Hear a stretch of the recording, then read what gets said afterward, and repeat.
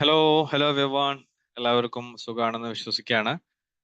വിംബിൾ അക്കാദമിയുടെ കീഴിലായി സംഘടിപ്പിച്ചു വരുന്ന വ്യത്യസ്തമായിട്ടുള്ള പ്രോഗ്രാമുകളുടെ ഭാഗമായിട്ട് ഇന്ന് സംഘടിപ്പിക്കുന്ന പോസ്റ്റ്മോർട്ടം ഡിപ്രഷൻ എന്ന ഒരു ടോപ്പിക്കിനെ അധികരിച്ചുകൊണ്ടുള്ള ഒരു ഫ്രീ വെബിനാറിലാണ് നമ്മൾ ഓരോരുത്തരും സംഗമിച്ചിട്ടുള്ളത്. എൻ്റെ പേര് ഫൈസൽ CA, നാട്ടിലെ തൃശ്ശൂരാണ്. വിംബിൾ അക്കാദമിയുടെ ഡയറക്ടറാണ്. വ്യത്യസ്തമായിട്ടുള്ള സൈക്കോളജി കോഴ്സുകളും അതേപോലെ തന്നെ സ്കിൽ ഡെവലപ്മെന്റ് കോഴ്സുകളുമാണ് നമ്മൾ നിലവിൽ കൊടുത്തുകൊണ്ടിരിക്കുന്നത്. അതിൻ്റെ ഭാഗമായിട്ട് വ്യത്യസ്തമായിട്ടുള്ള സൗജന്യ വെബിനാറുകളും അനുബന്ധ പ്രവർത്തനങ്ങളും നമ്മൾ നിർവഹിച്ചു പോരുന്നുണ്ട്. വിശേഷിച്ചും വ്യത്യസ്തമായിട്ടുള്ള കോഴ്സുകൾ, തെറാപ്പികൾ, കൗൺസിലിംഗ് സ്കില്ലുകൾ, പ്രൊഫഷണൽ ട്രെയിനിങ് കോഴ്സുകളൊക്കെ നമ്മൾ നിർവഹിച്ചു പോരുന്നുണ്ട്. നമ്മളുടെ ഗ്രൂപ്പുകളിലൊക്കെ ജോയിൻ ചെയ്ത് കഴിഞ്ഞു കഴിഞ്ഞാൽ ഇത്തരത്തിലുള്ള സൗജന്യ വെബിനാറുകളും കോഴ്സുകളെ കുറിച്ചിട്ടുള്ള വിവരങ്ങളും ഒക്കെ നിങ്ങൾക്ക് അറിയാവുന്നതാണ്. ഇന്നത്തെ വളരെ പ്രസക്തമായിട്ടുള്ള ഒരു ടോപ്പിക്, പോസ്റ്റ്മോർട്ടം ഡിപ്രഷൻ എന്ന ഒരു പ്രസക്തമായിട്ടുള്ള ടോപ്പിക്കിനെ കുറിച്ച് അറിയാനും അതിനെക്കുറിച്ച് കൂടുതൽ പഠിക്കാനും വേണ്ടിയിട്ട് എത്തിച്ചേർന്നിട്ടുള്ള പ്രിയപ്പെട്ട എല്ലാ പാർട്ടിസിപ്പൻസിനും വളരെ ഹൃദ്യമായിട്ടുള്ള സ്വാഗതം അറിയിക്കുകയാണ്. ഈ ഒരു വിഷയത്തെക്കുറിച്ച് നന്നായിട്ട് റിസർച്ച് ചെയ്യുകയും അതേപോലെ തന്നെ അതിലൊരു പേപ്പർ സബ്മിഷൻ നിർവഹിക്കുകയും ചെയ്ത ഒരാളെയാണ് നമുക്ക് ഈ ഒരു വിഷയം അവതരിപ്പിക്കുന്നതിന് വേണ്ടിയിട്ട് കിട്ടിയിട്ടുള്ളത്. അഫ്ര KV മാം ഈ ഒരു വിഷയത്തിൽ കൂടുതൽ റിസർച്ച് ചെയ്യുകയും പഠിക്കുകയൊക്കെ ചെയ്തിട്ടുള്ള അടിസ്ഥാനത്തിൽ തന്നെ മാമിൽ നിന്ന് വളരെ നല്ല രീതിയിൽ തന്നെ ഉള്ള ഒരു വിവരണം നമുക്ക് ലഭിക്കും. അപ്പോൾ അതെല്ലാവരും നോട്ട് ചെയ്യുകയും ആവശ്യമായിട്ടുള്ള സംശയ നിവാരണങ്ങൾ നടത്തിയതിന് ശേഷമായിരിക്കണം നമ്മൾ പിരിയേണ്ടത്. നമ്മൾ 1 മണിക്കൂറായിരിക്കും നമ്മുടെ സെഷന്റെ സമയം. ഒരു 8:15, 8:20 ആകുമ്പോഴേക്കും നമുക്ക് വൈൻഡപ്പ് ചെയ്യണം. അപ്പോൾ എല്ലാവരെയും ഈ ഒരു സെഷനിലേക്ക് ഹൃദ്യമായി സ്വാഗതം ചെയ്യുന്നു. അതോടൊപ്പം തന്നെ നമ്മുടെ മാമിനെ ഈ ഒരു സെഷനിലേക്ക് സ്വാഗതം ചെയ്യുന്നതോടൊപ്പം തന്നെ ഈ ഒരു സെഷൻ ലീഡ് ചെയ്യുന്നതിന് വേണ്ടിയിട്ട് ഞാൻ ക്ഷണിക്കുന്നു.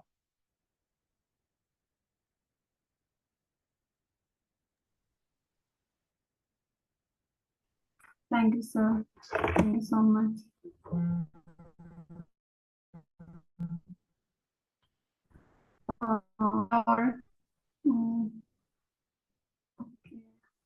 നമുക്ക് പെട്ടെന്ന് സ്റ്റാർട്ട് ചെയ്യാം. പറയുകയാണെങ്കിൽ ഒരുപാട് പറയാനുള്ളൊരു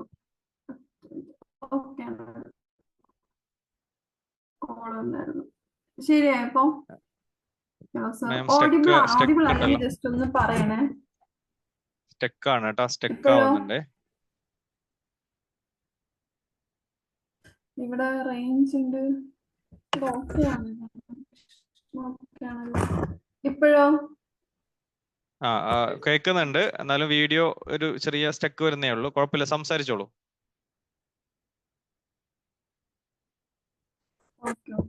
വോയിസ് കൂടെ സ്റ്റെക്ക് ആവുകയാണെങ്കിൽ ജസ്റ്റ് ഒന്ന് ആരെങ്കിലും ഒന്ന് പറയണേ. തുടങ്ങിക്കോളൂ. ഓക്കെ, നമുക്ക് പോസ്റ്റ്മോർട്ടത്തിനെ കുറിച്ച് പറയുകയാണെങ്കിൽ ഭയങ്കര വാസ്റ്റ് ആയിട്ട് കിടക്കുന്ന ഒരു ടോപ്പിക്കാണ്. സാറ് നേരത്തെ പറഞ്ഞ പോലെ ഞാൻ റിസർച്ച് ചെയ്ത് സബ്മിറ്റ് ചെയ്ത്, ഇപ്പൊ നിങ്ങൾക്ക് ഗൂഗിളിൽ നോക്കുകയാണെങ്കിൽ എന്റെ പേരടിച്ചു കഴിഞ്ഞാൽ പോസ്റ്റ്മോർട്ടം ഡിപ്രഷൻ 2 റിസർച്ചുകൾ കിടക്കുന്നുണ്ട്. അതിലൊന്ന് പോസ്റ്റ്മോർട്ടം ഡിപ്രഷന്റെ റിസർച്ച് കാണാൻ പറ്റും. ഓക്കെ, ഇതിൽ ആരെങ്കിലും പോസ്റ്റ്മോർട്ടം ഡിപ്രഷൻ കേട്ടിട്ടുണ്ടോ? എന്താണെന്ന് ജസ്റ്റ് എല്ലാവരും അതിനെ കുറിച്ച് ഒന്നും അറിയാത്ത ഫസ്റ്റ് ടൈം കേൾക്കുന്നവരാണോ, അല്ലെങ്കിൽ എന്തെങ്കിലും ഐഡിയ ഉണ്ടോ, എന്തെങ്കിലും ന്യൂസ് റിലേറ്റഡ് ആയിട്ട് എന്തെങ്കിലും കാര്യം കണ്ടവരാണോ?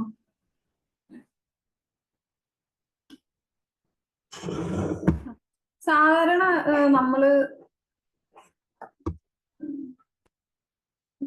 ഓക്കെ ആണല്ലോ അല്ലേ? വോയിസ് കേൾക്കുന്നുണ്ട്. ഇപ്പൊ നമ്മള് ഏതൊരാൾക്കും ഒരു കുട്ടി ഉണ്ടാവുക എന്ന് പറഞ്ഞ് നമ്മൾ അത്രയും സന്തോഷത്തോടെയാണ് നമ്മൾ ഒരു കുഞ്ഞിനെ ലൈഫിലേക്ക് വരവേൽക്കുന്നത് അല്ലെ? അപ്പൊ കുട്ടി ഉണ്ടായി കഴിഞ്ഞാൽ ഫസ്റ്റ് നമ്മൾ എന്ത് പേരിടണം? ആൺകുട്ടിയാണെങ്കിൽ ഇന്ന പേര്, പെൺകുട്ടിയാണെങ്കിൽ ഇന്ന പേര്, എന്ത് ഡ്രസ്സ് ഇടണം. പിന്നെ അവിടെ അങ്ങോട്ട് മുതൽ കുട്ടി ജനിച്ച അന്ന് മുതൽ നമ്മള് ഓരോ സ്റ്റെപ്പും കുട്ടിയുടെ വളർച്ചനെക്കാട്ടിലും ഉയരത്തിലായിട്ട് നമ്മൾ കുട്ടിക്ക് വേണ്ടിയിട്ട് ഓരോരോ ഡ്രീംസ് ക്രിയേറ്റ് ചെയ്തുകൊണ്ടിരിക്കുക, അതുപോലെ ആ ഡ്രീംസ് സക്സസ്ഫുൾ ആക്കാൻ വേണ്ടിയിട്ടുള്ള ഓരോ കാര്യങ്ങൾ ചെയ്തുകൊണ്ടിരിക്കുക. നമ്മളെക്കാട്ടിലും ഇവര് എവറി മൊമെന്റ്സ് നമ്മളെ മക്കളെ കുറിച്ച് ചിന്തിച്ചുകൊണ്ടിരിക്കുന്ന ഒരു സമയമാണ് ഒരു കുട്ടി ജനിച്ചതിന് ശേഷം. പക്ഷെ ചില അമ്മമാർക്ക് എന്തുണ്ട്, കുട്ടി ജനിച്ചതിന് ശേഷം ആ ഒരു സന്തോഷം എൻജോയ് ചെയ്യാൻ പറ്റാത്തൊരവസ്ഥ വരാറുണ്ട്. അല്ലെങ്കിൽ കുട്ടിനെ കുറിച്ചിട്ട് ഒരുപാട് വെറീസ്, അങ്ങനെ പല പല ഭയങ്കര മെന്റലി അവർക്ക് പോലും ഓപ്പൺ ആയിട്ട് പറയാൻ പറ്റാത്ത തരത്തിൽ അവരുടെ ബിഹേവിയർ മാറാ, ടെൻഷൻ ആവുക, അത്തരം പല സിറ്റുവേഷനിലൂടെ കടന്നു പോകാറുണ്ട്. നമുക്കൊന്നും ചിലർക്കൊന്നും അറിയില്ല അല്ലെ, ഗർഭിണിയായവർ ഇങ്ങനെ ഒരു സിറ്റുവേഷനിലൂടെ കടന്നു പോകുന്നുണ്ട്. ചിലപ്പോൾ നമ്മൾ ഇപ്പൊ കുറച്ചായിട്ട് ഒരു 2-3 വർഷമായിട്ട് പല ന്യൂസും കേട്ടതിന് ശേഷം നമുക്ക് അറിയുന്നത് ഇങ്ങനെ ഒരു സാധനം ഉണ്ടെന്ന്. എന്താ, അമ്മ കുഞ്ഞിനെ കൊന്നു, അല്ലെങ്കിൽ അമ്മ കുഞ്ഞിനെ ഉപദ്രവിച്ചു, അങ്ങനെ പല ന്യൂസും കേൾക്കുമ്പോഴാണ് നമുക്ക് പോസ്റ്റ് പാർട്ടം ഡിപ്രഷൻ ഉണ്ട് എന്ന് അറിയുന്നത്. ഇങ്ങനൊരു സംഭവം പ്രസവത്തിന് ശേഷം ലേഡീസിന് ഉണ്ട് എന്നുള്ളത്. പക്ഷെ ചിലര് കുഞ്ഞുങ്ങൾ ഉപദ്രവിക്കുന്നില്ലെങ്കിൽ പോലും ഇത്തരം അവസ്ഥകളിലൂടെ കടന്നു പോകുന്നുണ്ട്. ആക്ച്വലി എന്താണ് ഈ പോസ്റ്റ് പാർട്ടം ഡിപ്രഷൻ എന്ന് വെച്ച് കഴിഞ്ഞാൽ, നോർമലി ഒരു ഡെലിവറിക്ക് ശേഷം ഫസ്റ്റ് 2 വീക്സ് അമ്മയ്ക്ക് ബേബി ബ്ലൂസ് എന്ന് പറഞ്ഞൊരു കണ്ടീഷൻ ഉണ്ടാവാറുണ്ട്. അത് നോർമലാണ്. കുട്ടി ജനിച്ചതിന് ശേഷം ഒരു നല്ലൊരു അമ്മയാവാൻ പറ്റുമോ, ആ കുട്ടിനെ കുറിച്ചിട്ടുള്ള ചെറിയ ചെറിയ വേവലാതി, ഞാൻ ഫീഡ് ചെയ്യുന്ന കറക്റ്റ് ആണോ, എന്റെ കുട്ടി നന്നായിട്ട് വളരുന്നുണ്ടോ, വെയിറ്റ് കറക്റ്റ് ആണോ, ഇനിയിപ്പോ അഥവാ കുട്ടിക്ക് എങ്ങാനും ജോണ്ടീസിന്റെ ചെറുതായിട്ടുണ്ടെങ്കിൽ അതെന്തെങ്കിലും ഓക്കെ, അങ്ങനെ ചെറിയ ചെറിയ വെറീസ് നമുക്കൊരു ഫസ്റ്റ് 2 വീക്സ് നോർമൽ ആയിട്ട് ഉണ്ടാവാറുണ്ട്. പക്ഷെ ചിലർക്ക് എന്താണ്, ആ 2 വീക്സിനപ്പുറം അവരുടെ ഭയങ്കര വല്ലാത്തൊരു മാതിരി സങ്കടം, എന്റെ ഫ്യൂച്ചർ ഇനി എന്താവും, എനിക്ക് ആരുമില്ല, ഞാൻ ഒറ്റയ്ക്കാണ്, അല്ലെങ്കിൽ എന്റെ കുട്ടിനെ ഒട്ടും ഓക്കെ ആവുന്നില്ല, ആ കുട്ടിയായിട്ട് നമുക്കൊരു ഇമോഷണൽ അറ്റാച്ച്മെന്റും കൂടെ വരാത്തൊരവസ്ഥ, കുട്ടിനെ ഉപദ്രവിക്കണം. ചില അമ്മമാർക്ക് എന്താ ഉറക്കത്തില് കുട്ടിക്ക് എന്തെങ്കിലും അപകടം പറ്റുന്നത് സ്വപ്നം കാണുക, ഭയങ്കര ഓവർ കെയർലെസ് ആവുക കുട്ടിയുടെ കാര്യത്തിൽ. ഇത്തരം ആണ് കോമൺ ആയിട്ട് പോസ്റ്റ് പാർട്ടം ഡിപ്രഷന്റെ സിംറ്റംസ് ആയിട്ട് കാണുന്നത്. റിസർച്ചുകൾ പറയുന്നത് 7 അമ്മമാരെടുക്കുവാണെങ്കിൽ അതിലൊരു അമ്മയ്ക്ക് പോസ്റ്റ് പാർട്ടം ഡിപ്രഷൻ ഉണ്ടെന്നാണ് കണക്കുകൾ പറയുന്നത്. ഓക്കെ, ഇതാണ് പോസ്റ്റ് പാർട്ടം ഡിപ്രഷൻ. എന്താണ്, പ്രഗ്നൻസിക്ക് ശേഷം ഒരമ്മയ്ക്ക് ഉണ്ടാവുന്ന ഒരു നീണ്ടുപോകുന്ന ഒരു സങ്കടം, ഒരു സ്വയം എനിക്കിനി ഒരു ഹോപ്പ്ലെസ് ആയിട്ട് ഫീൽ ചെയ്യുക, ഇമോഷണൽ ഓവർവാം ആവുക, അതുപോലെ ചിലർ ഫുഡ് കുറയും, ഫുഡ് കഴിക്കല് വളരെ കുറയും, അതുപോലെ ചിലർക്ക് ഉറക്കം ഉണ്ടാവില്ല, അൺനെസസറി ആയിട്ട് ദേഷ്യം, ഹസ്ബൻഡിനോട് ദേഷ്യം, വീട്ടുകാരോട് ദേഷ്യം, അല്ലെങ്കിൽ ആരോടും മിണ്ടാതിരിക്കുക, ഇത്തരം അവസ്ഥയൊക്കെയാണ് കോമൺ ആയിട്ട് കാണുന്നത്. സത്യം പറഞ്ഞാൽ നമ്മൾ ഈ ഒരു പോസ്റ്റ് പാർട്ടം ഡിപ്രഷന് വേണ്ടി ക്ലാസ്സിന് വേണ്ടിയിട്ട് ഇൻവൈറ്റ് ചെയ്യുമ്പോൾ ഞാൻ ആലോചിച്ചത്, ഇപ്പോഴും അറിയാത്ത ഒത്തിരി പേരുണ്ട്. ഇപ്പൊ ഞാൻ റിസർച്ചിന് പോയപ്പോൾ ഞാൻ ഫസ്റ്റ് റിസർച്ച് പേപ്പർ പ്രസന്റ് ചെയ്തത് തമിഴ്നാട്ടിലാണ്, ട്രിച്ചിയിലായിരുന്നു. അപ്പൊ അവിടെ ഒരു പേപ്പർ പ്രസന്റ് ചെയ്തതിന് ശേഷം അവിടുത്തെ നമ്മുടെ ചെയർസ് ഉണ്ടാവും, ചെയർസ് അവിടെ ഒരുപാട് ഡോക്ടേഴ്സും ആൾക്കാരൊക്കെ ഉണ്ടായിരുന്നു. അവര് വന്നത് ഒരു ഇന്റർനാഷണൽ ഇതായിരുന്നു, സെമിനാറിലാണ് പ്രസന്റ് ചെയ്തത്. അവര് പറയുന്നത്, അവിടുത്തെ ഒരു ചെയർ പറഞ്ഞത്, എന്റെ വൈഫിന് 2ാമത്തെ കുട്ടി പ്രസവം കഴിഞ്ഞതിന് ശേഷം ഇതൊക്കെ കേട്ടപ്പോഴാണ് എനിക്ക് മനസ്സിലായത് അവളുടെ ക്യാരക്ടർ മാറാൻ കാരണം അവൾക്കുണ്ടായ പോസ്റ്റ് പാർട്ടം ഡിപ്രഷനാണ്. ഇനി മുതൽ എന്റെ മക്കളില് 2 മക്കളുണ്ടായക്ക് 3ാമത്തെ മകളായിട്ട്, അതും ഫസ്റ്റത്തെ മകളായിട്ട് ഞാൻ എന്റെ വൈഫിനെ ആയിരിക്കും കാണുക. ഇത്രയും ദിവസം ഈ ഒരു മൊമെന്റ് വരെ, ആള് ഡോക്ടറാണ്, എന്നാൽ പോലും അവര് പറഞ്ഞാണ് ഈ ഒരു മൊമെന്റ് വരെ എനിക്ക് അറിയില്ലായിരുന്നു ഈ ഒരു കാരണം കൊണ്ടാണ് അവൾ ഇങ്ങനെ ബിഹേവ് ചെയ്യുന്നതെന്നുള്ളതെന്ന്. അപ്പൊ പലർക്കും അറിയില്ല എന്ത് പോസ്റ്റ് പാർട്ടം ഡിപ്രഷൻ കാരണം ഒരു വ്യക്തി, ഒരു ഗേൾ എങ്ങനെയാ ബിഹേവ് ചെയ്യാൻ. ഇപ്പത്തെ ഏതൊരു റിസർച്ച് ലാസ്റ്റ് ഒരു പേപ്പറിൽ വന്നത് പോസ്റ്റ് പാർട്ടം ഡിപ്രഷന് ആണുങ്ങൾക്കും ഉണ്ട് കേട്ടോ. അപ്പൊ പലർക്കും അതിനെ കുറിച്ച് കേട്ടിട്ടുണ്ടെങ്കിലും കറക്റ്റ് ആയിട്ട് അറിയില്ല. പക്ഷെ ലേറ്റസ്റ്റ് ആയിട്ട് നമ്മളിപ്പോ ചിലര് കുഞ്ഞുങ്ങളെ കൊല്ലുന്നത് പോസ്റ്റ് പാർട്ടം ഡിപ്രഷന്റെ ആവില്ല കേട്ടോ, അവര് പേഴ്സണൽ ഇൻട്രസ്റ്റിന് വേണ്ടി ചെയ്യുന്നുണ്ട്. എല്ലാം പോസ്റ്റ് പാർട്ടം ഡിപ്രഷന്റെ അല്ല, അതിൻ്റെതായ കുറെ സിംറ്റംസും കാര്യങ്ങളും ഒക്കെ ഉണ്ട്. ഓക്കെ, അപ്പൊ നമ്മൾ ഇന്ന് ക്ലാസ്സിൽ ഡിസ്കസ് ചെയ്യാൻ പോകുന്നത് ഈ പോസ്റ്റ് പാർട്ടം ഡിപ്രഷൻ കൊണ്ടുള്ള റിസ്ക് ഫാക്ടേഴ്സ് എന്തൊക്കെയാണ് എന്നുള്ളതാണ് ഫസ്റ്റ് പറയുന്നത്. ഓക്കെ, അപ്പൊ എന്താണ് പോസ്റ്റ് പാർട്ടം ഡിപ്രഷന്റെ റിസ്ക് ഫാക്ടർ? അതിന് നമ്മൾ ഫസ്റ്റ് അറിയേണ്ട അവരുടെ ഓക്കെ, അവരുടെ ഹിസ്റ്ററി, എങ്ങനെ അവർക്ക് എന്ത് പോസ്റ്റ്മോർട്ടം ഡിപ്രഷൻ വരാനുള്ള കാരണം എന്താ, ആ കാരണത്തിനനുസരിച്ചിരിക്കും എന്ത് അതിന്റെ റിസ്ക് ഫാക്ടർ. ഒരാൾക്ക് അതുണ്ടെങ്കിൽ അതിന്റെ റീസൺ അനുസരിച്ചായിരിക്കും. അതുപോലെ എത്രത്തോളം ഉണ്ട് അയാൾക്കുള്ള ഡിപ്രഷന്, എത്രത്തോളം അയാൾക്ക് ആങ്സൈറ്റി ഉണ്ട്, അതുപോലെ അവരുടെ വീട്ടിൽ ആർക്കെങ്കിലും ഇതുപോലത്തെ സിംറ്റംസ് ഉണ്ടായിട്ടുണ്ടോ, അതിന് റിലേറ്റഡ് ആയിട്ടാണ് അതിന്റെ ഫസ്റ്റ് റിസ്ക് ഫാക്ടർ വരുന്നത്. പിന്നെ ചിലര് എന്തുണ്ട് ബർത്ത് ട്രോമ എക്സ്പീരിയൻസ് ചെയ്യുന്നുണ്ട്. ചിലര് സി സെക്ഷൻ, ചിലർക്ക് അല്ല മോസ്റ്റ് ഓഫ് ഒരുവിധം പേർക്കൊക്കെ നോർമൽ ഡെലിവറി വേണമെന്നായിരിക്കും ആഗ്രഹം. ചിലർക്ക് അവര് ഒട്ടും എക്സ്പെക്ട് ചെയ്യാത്ത രീതിയിൽ അവർക്ക് എന്താ പറയാ സി സെക്ഷൻ ഒക്കെ നടക്കുമ്പോൾ പലർക്കും അത് പോസ്റ്റ് പാർട്ടം ഡിപ്രഷനിക്ക് എത്താറുണ്ട്. ഇപ്പൊ എനിക്കൊരു കേസ് ഇപ്പൊ ലാസ്റ്റ് വന്നിട്ടുണ്ട്. അവരുടെ 3 സിറ്റിംഗ് കഴിഞ്ഞു, 2 കുട്ടികളുണ്ട് അവർക്ക്. അതില് സെക്കൻഡ് ബേബി ജനിച്ചതിന് ശേഷം ഫസ്റ്റ് ബേബിനോട് ഇഷ്ടമല്ല എന്നുള്ളത്. അതുവരെ കുഴപ്പമില്ല, ഇപ്പൊ ഫസ്റ്റ് ബേബിന് ഇഷ്ടമല്ല. എന്റെ അടുത്തേക്ക് വന്നത് ഈ ഒരു പ്രശ്നമാണ്. എനിക്ക് എന്റെ ആദ്യത്തെ മോളെ ഇഷ്ടമല്ല, എനിക്ക് ആ മോളെ ഒട്ടും ഇഷ്ടപ്പെടാൻ പറ്റുന്നില്ല. ഞാൻ ശരിക്കും ശ്രമിക്കുന്നുണ്ട്, എനിക്കറിയാം ഞാൻ ചെയ്യുന്ന തെറ്റാന്ന് എനിക്കറിയാം, പക്ഷെ എനിക്ക് അവളെ ഇഷ്ടമല്ല. അവളെ ഞാൻ നന്നായിട്ട് അടിക്കും, വഴക്ക് പറയും, അവൾ എന്ത് ചെയ്താലും എനിക്ക് ദേഷ്യം. ചെറിയ കുട്ടിയാണ്, രണ്ടും ചെറിയ കുട്ടിയാ. സെക്കൻഡ് ബേബിക്ക് 6 മാസം പോലും ആയിട്ടില്ല, ഫസ്റ്റ് ബേബിക്ക് 4 വയസ്സായിട്ടുണ്ട്. അപ്പൊ അവര് പോസ്റ്റ് പാർട്ടം ഡിപ്രഷന്റെ അവസ്ഥയിലൂടെയാണ് കടന്നു പോകുന്നത്. എന്ന് വെച്ച് കഴിഞ്ഞാൽ സെക്കൻഡ് ഡെലിവറി എന്ന് വെച്ച് കഴിഞ്ഞാൽ അത് സി സെക്ഷൻ ആയിരുന്നു. അതിനുശേഷമാണ് അവർക്ക് ഇങ്ങനെ ഒരു ഇഷ്യൂ വന്നത്. ഓക്കെ, അതുപോലെ തന്നെ ഇൻസ്ട്രുമെന്റ് വാക്വം ഡെലിവറി കേട്ടിട്ടില്ല. ആ വാക്വം ഡെലിവറി വന്ന പലരിലും ഇതുപോലെ തന്നെ പോസ്റ്റ് പാർട്ടം ഡിപ്രഷൻ കാണുന്നുണ്ട്. അതുപോലെ പ്രൊലോങ്ഡ് ആയിട്ടുള്ള പെയിന്, ചില ലേഡീസ് ഭയങ്കരമായിട്ട് പെയിന് സഹിച്ചിട്ടായിരിക്കും ഡെലിവറി കഴിയുന്നത്, അവരിലും കാണുന്നുണ്ട്. എന്ന് വെച്ച് കഴിഞ്ഞാൽ ഞാൻ ഈ സിംറ്റംസ് പറയുമ്പോൾ ഈ ഒരു കാരണം കൊണ്ട് ഇവർക്ക് വന്നു ഷുവർ ആയിട്ട് പറയരുത്. പല ഫാക്ടേഴ്സ് ഉണ്ട്, ഇതിൽ ഏതെങ്കിലും ഫാക്ടേഴ്സ് വരുമ്പോൾ ചിലർക്ക് ഉണ്ടാവാറുണ്ട്, ചിലർക്ക് അങ്ങനെയൊന്നും സംഭവിക്കാറില്ല.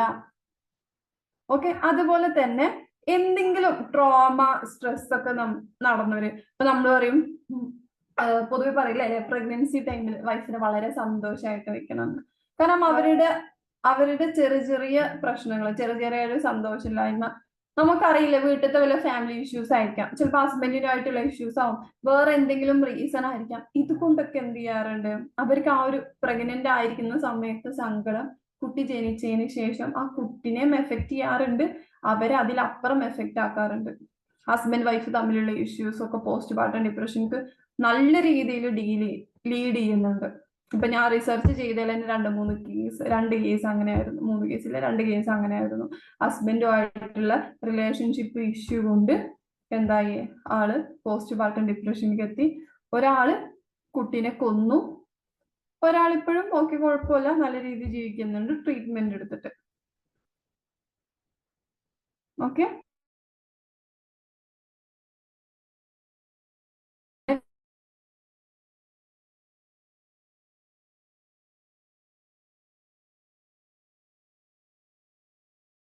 എവിടെ നിൽക്കുകയാണെങ്കിലും നമുക്ക് നമ്മളെ ചുറ്റുള്ളവർ നമ്മളെ സപ്പോർട്ട് ചെയ്യണം, നമുക്കൊരു പ്രയോറിറ്റി തരണം. ഇപ്പൊ നമ്മളെ ചുറ്റുള്ളവരും നമുക്കൊരു പ്രയോറിറ്റി, ചെറിയൊരു കെയർ, നമുക്കൊരു സപ്പോർട്ട് തരുമ്പോൾ ചെറിയ കാര്യമായിക്കോട്ടെ, സിമ്പിൾ ആയിരിക്കാൻ കാര്യങ്ങള്, പക്ഷെ അതിനൊക്കെ ഒരു സപ്പോർട്ട് തരുമ്പോൾ നമുക്ക് വളരെ വലിയ സന്തോഷമാണ് കിട്ടുന്നത്. അപ്പൊ ആ ഒരു സപ്പോർട്ട് കിട്ടാത്ത പല ലേഡീസും എന്താണ് ഡെലിവറിക്ക് ശേഷം അവർക്ക് എന്ത് ചെയ്യുന്നുണ്ട്, പോസ്റ്റ് പാർട്ടം ഡിപ്രഷൻ വരുന്നുണ്ട്. ചെറിയൊരു സപ്പോർട്ടിന്റെ പ്രശ്നമായിരിക്കും, പക്ഷെ അത് കൊണ്ടെത്തുന്ന ഇമ്പാക്റ്റ് വളരെ വലുതാണ്. ഇപ്പൊ ഞാൻ നേരത്തെ പറഞ്ഞ ലേഡി ഹസ്ബൻഡിന്റെ അടുത്ത് നിന്നുള്ള, ഹസ്ബൻഡ് ഗൾഫിലാണ്, അപ്പൊ എപ്പോഴും വിളിക്കാൻ പറ്റുന്നില്ല, സംസാരിക്കാൻ പറ്റുന്നില്ല, അവരുടെ ത്രൂ ഔട്ട് പ്രഗ്നൻസി ക്യാരിങ് ടൈമിൽ ഉണ്ടായിരുന്നു. അപ്പൊ വീട്ടിലൊറ്റയ്ക്കാണ് അങ്ങനെയുള്ള ഒരു ഫീലിങ്സിൽ കൊണ്ടെത്തിച്ചത്. ഓക്കെ, അതുപോലെ തന്നെ എന്താണ് ലിമിറ്റഡ് സോഷ്യൽ കണക്ഷൻസ്. ചിലർക്ക് അധികം ഫ്രണ്ട്സ് ഉണ്ടാവില്ല, ചിലർ കല്യാണം കഴിഞ്ഞ ഹസ്ബൻഡുകളെ കുറ്റം പറയല്ലാട്ടോ, ഒരിക്കലും അങ്ങനെ വിചാരിക്കരുതേ. ചിലരുണ്ട് നീ പഴയ ഫ്രണ്ട്സുകളോടൊന്നും മിണ്ടാൻ പാടില്ല, ആരോടും മിണ്ടാൻ പാടില്ല, അങ്ങനെ ഭയങ്കര റെസ്ട്രിക്റ്റഡ് ആയിട്ട് വെക്കുക. അപ്പൊ അവർക്ക് പ്രഗ്നൻസി ടൈമിൽ പല പല തോട്ട്സും പോലെ പല സംശയങ്ങളും കാര്യങ്ങളും ഒക്കെ ഇതൊന്നും കമ്മ്യൂണിക്കേറ്റ് ചെയ്യാൻ ആളില്ല. അവരുടെ സന്തോഷം പങ്കുവയ്ക്കാനൊന്നുമില്ല. ഇപ്പൊ നമുക്ക് മോസ്റ്റ് ഓഫ് പറയാൻ പറ്റുന്ന ഹസ്ബൻഡിനോടായിരിക്കും. ഹസ്ബൻഡിന്റെ വീട്ടുകാർ ചിലപ്പോൾ അത്ര വലിയ സപ്പോർട്ടീവ് ആവണമെന്നില്ല. അങ്ങനെ ലിമിറ്റഡ് ആയിട്ടുള്ള സോഷ്യൽ കണക്ഷൻസ് ഉള്ളവരിലും എന്ത് ചെയ്യുന്നുണ്ട്, പോസ്റ്റ് പാർട്ടം ഡിപ്രഷൻ പിന്നീട് കാണപ്പെടുന്നുണ്ട്. അതുപോലെ തന്നെ പുതിയ ഏരിയക്ക് പോകുമ്പോൾ, നമ്മുടെ ഫ്രണ്ട്സുകളല്ലാതെ പുതിയ പുതിയ ഏരിയക്ക് പോകുമ്പോൾ, ഇപ്പൊ ചിലർ ആദ്യം താമസിച്ച വീട്ടിൽ നിന്ന് പുതിയൊരു വീട്ടിലേക്ക് താമസം മാറുന്നു.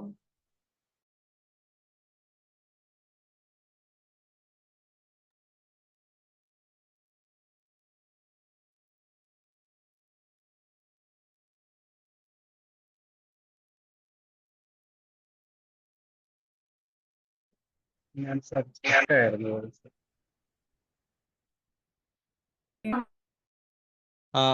അഫ്ര മാം, ഉള്ളതല്ല. അഫ്ര മാം വീഡിയോ ഓഫ് ചെയ്യോ? അപ്പൊ ഓഡിയോ കുറച്ചുകൂടി ക്ലിയർ ആവും. വീഡിയോ ഓഫ് ചെയ്തോ? ഓക്കെ, ഇപ്പോഴോ? ഇപ്പൊ ക്ലിയർ ഓക്കെ ആണോ? ഓക്കെ. Okay, sorry.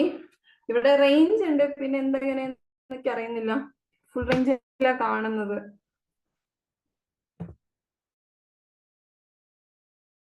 കണ്ടിന്യൂ ചെയ്തോളൂ. ഓക്കെ, അതുപോലെ തന്നെ വരുന്നതാണ് ഏതെങ്കിലും ഒരു സ്ട്രെസ്ഫുൾ ആയിട്ടുള്ള ലൈഫ് ഇവന്റ്സ് വരുന്നത്. ഇപ്പൊ നമുക്ക് അറിയാൻ പറ്റില്ല അല്ലെ, നമ്മുടെ ലൈഫിൽ നെക്സ്റ്റ് എന്താണ് സംഭവിക്കുന്നത്, നെക്സ്റ്റ് ഏത് സിറ്റുവേഷനിലൂടെയാണ് നമ്മൾ കടന്നു പോകുന്നത് നമുക്കറിയില്ല.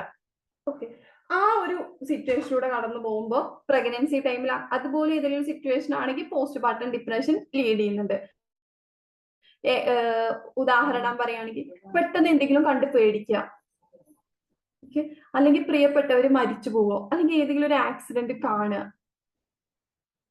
അല്ലെങ്കിൽ ഏതെങ്കിലും നമുക്ക് ഒട്ടും ഇഷ്ടമുള്ള സിറ്റുവേഷനിലൂടെ കടന്നു പോകും. നമ്മൾ പോസ്റ്റ് ട്രോമാറ്റിക് സ്ട്രെസ് ഡിസോർഡറിന്റെ ഒരു സിറ്റുവേഷനിലൂടെ ഒക്കെ പ്രഗ്നൻസി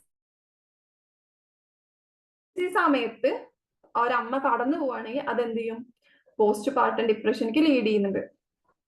ഓക്കെ, അതുപോലെ തന്നെ ചില ലേഡീസിന് ഉണ്ടാവും, എന്താ പറയാ, അവര് പ്രഗ്നൻസി ക്യാരിങ് ആയിരിക്കുന്ന സമയം തൊട്ടപ്പുറത്ത് ക്യാരിങ് ആയിരിക്കുന്ന ഏതെങ്കിലും അമ്മയ്ക്ക് അബോർഷനായി, അല്ലെങ്കിൽ ഏതെങ്കിലും കുട്ടി ജനിച്ചതിന് ശേഷം കുട്ടി മരിച്ചു എന്നൊക്കെ നോക്കുമ്പോൾ ഇവർക്ക് ഭയങ്കരമായിട്ട് എന്ത് ചെയ്യും, സ്ട്രെസ് കയറി ഡിപ്രഷൻക്ക് എന്റെ കുട്ടിക്ക് അങ്ങനെ പറ്റുമോ, ഇനി എന്തായിരിക്കും അവസ്ഥ എന്നുള്ള കൂടെ ഒക്കെ പോയിട്ട് അവർക്ക് പോസ്റ്റ് പാർട്ടം ഡിപ്രഷനിക്ക് എത്താനുള്ള റീസൺ ആവാറുണ്ട്. അതുപോലെ ഫിനാൻഷ്യൽ സ്ട്രെസ്, സാമ്പത്തിക പ്രശ്നം, ആ ഡെലിവറിക്ക് വേണ്ടിയിട്ടുള്ള ആ ഒരു പേയ്മെന്റ് നമുക്ക് സെറ്റ് ആവുമോ, അല്ലെങ്കിൽ പ്രഗ്നൻസി സമയത്ത് വേറെ എന്തെങ്കിലും ബുദ്ധിമുട്ടുണ്ടാകുമ്പോൾ പൈസയുടെ സ്ട്രെസ്സും കാര്യങ്ങളൊക്കെ എന്താവുന്നുണ്ട്, അവർക്ക് പോസ്റ്റ് പാർട്ടം ഡിപ്രഷനിക്ക് ലീഡ് ചെയ്യുന്നുണ്ട്. ഞാൻ പെട്ടെന്നായിട്ട് പറയാവേ, ഒരുപാട് ഫാക്ടേഴ്സ് ഉണ്ട്.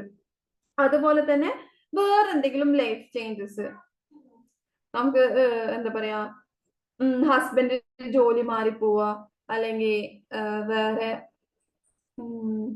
ചില അമ്മമാർക്ക് എന്ത് ചെയ്യുന്നുണ്ട്, പ്രഗ്നൻസി ടൈമിൽ അബോർഷൻ വരാറുണ്ട്. ചെറിയ രീതിയിൽ, ഫുള്ളായിട്ട് അബോർഷനായിട്ട് പോലെ ചെറിയ രീതിയിൽ റെസ്റ്റ് എടുക്കേണ്ട അവസ്ഥ, വേറെ എന്തെങ്കിലും കുട്ടിന്റെ പൊസിഷനെ കുറിച്ചിട്ട്, അല്ലെങ്കിൽ ഒരു 8ാം മാസത്തിലൊക്കെ ആയിരിക്കും പറയുന്നത് കുട്ടിന്റെ കഴുത്തിൽ അമ്പലിക്കൽ ട്യൂബ് ഇങ്ങനെ ചുറ്റിയിട്ടുണ്ടെന്നൊക്കെ പറയുമ്പോൾ ഇവർക്ക് ഭയങ്കര ടെൻഷൻ കയറും. കാരണം എല്ലാവരും ഇമോഷണലി ഒരുപോലെ അല്ല അല്ലെ. ഇപ്പൊ നമുക്കൊരു കാര്യം എടുക്കുമ്പോൾ നമ്മളാരും നമ്മളുടെ ലൈഫിലെ സിറ്റുവേഷൻസ് എടുക്കുന്ന പല രീതിയിലാണ്. ചില അമ്മമാരെന്താവില്ല, അവർക്ക് ഇമോഷണലി ഭയങ്കര വീക്കായിരിക്കും. അവർക്കൊക്കെ ചെറിയൊരു കാര്യം കിട്ടിയാൽ മതി എന്ത് ഭയങ്കരമായിട്ട് സ്ട്രെസ് ആവാന്. ഇതൊക്കെ എന്താവും, ഡെലിവറി കഴിഞ്ഞതിന് ശേഷം അവർക്ക് പോസ്റ്റ് പാർട്ടം ഡിപ്രഷൻ ഉണ്ടാവാന് കാരണമാവാറുണ്ട്. ഓക്കെ, പിന്നെന്ന് പറയുന്നത് ഹോർമോണൽ ചേഞ്ചസ്, അതൊരു വലിയ ഫാക്ടറാണ്. ഡെലിവറിക്ക് ശേഷം പലർക്കും എന്ത് ചെയ്യാറുണ്ട്, തൈറോയിഡ് കാണാറുണ്ട്. ചിലർക്ക് ഡെലിവറി ടൈമിൽ ഉണ്ടാവാറുണ്ട്, ഡെലിവറിക്ക് ശേഷം. തൈറോയിഡ് ഉള്ളവർക്ക് തന്നെ ഒരുപാട് എന്താണ് ഇമോഷണൽ ചേഞ്ചസ് ഉണ്ടാവും. അപ്പൊ ഡെലിവറിക്ക് ശേഷം ചിലർക്ക് എന്ത് ചെയ്യാറുണ്ട്, തൈറോയിഡ് വരാറുണ്ട്. അതും എന്താണ് നമുക്ക് പോസ്റ്റ് പാർട്ടം ഡിപ്രഷനിക്ക് ലീഡ് ചെയ്യാറുണ്ട്. അതുപോലെ ഈസ്ട്രജൻ പ്രൊജസ്ട്രോണിന്റെ ലെവല് ഡെലിവറിക്ക് ശേഷം ചേഞ്ച് ആവുന്നത്. അതുപോലെ ഉറക്കമില്ലായ്മ, ഉറക്കത്തിനുള്ള ബുദ്ധിമുട്ട് ഡെലിവറിക്ക് ശേഷം ചില കുട്ടികൾ ഭയങ്കര കരഞ്ഞുകൊണ്ടായിരിക്കും, രാത്രിയായ കരച്ചിൽ, കരച്ചിൽ. ആ സമയത്ത് എന്ത് ചെയ്യില്ല, അമ്മയ്ക്ക് ഉറക്കം കിട്ടില്ല. നമ്മുടെ വീട്ടിൽ വേറെ ആരെങ്കിലും ഉണ്ടെങ്കിൽ ആ കൊച്ചിനെ കുറച്ചു നേരം നോക്കിയിട്ട് അമ്മയ്ക്ക് കിടന്നുറങ്ങാനുള്ള ഒരു സമയം കൊടുക്കുകയാണെങ്കിൽ അവർക്ക് പോസ്റ്റ് പാർട്ടം ഡിപ്രഷൻ ഇല്ലാതെ നമുക്ക് രക്ഷപ്പെടുത്താൻ പറ്റും. നമുക്ക് ഉറക്കം എന്നുള്ളത് അത്രയും ഇമ്പോർട്ടന്റ് ആയിട്ടുള്ള ഒരു കാര്യമാണ്.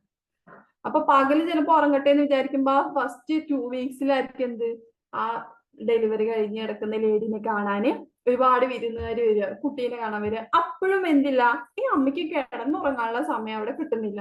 ഉണ്ടോ? നമ്മളൊക്കെ ഒരാള് പ്രസവം കഴിഞ്ഞ് കഴിഞ്ഞാൽ ഫസ്റ്റ് ആ പകല് അവർ ഉറങ്ങുന്ന ഒരു സമയത്ത് നമ്മൾ പറയും കുറച്ച് കഴിഞ്ഞിട്ട് പോകാൻ, ഒരു ഉച്ച അല്ലെങ്കിൽ ഉച്ചയ്ക്ക് ശേഷമൊക്കെ നമ്മൾ പോകുമ്പോൾ പൊതുവെ പലരും കിടന്നുറങ്ങായിരിക്കും. അപ്പൊ അവരുടെ ഉറക്കം നമ്മൾ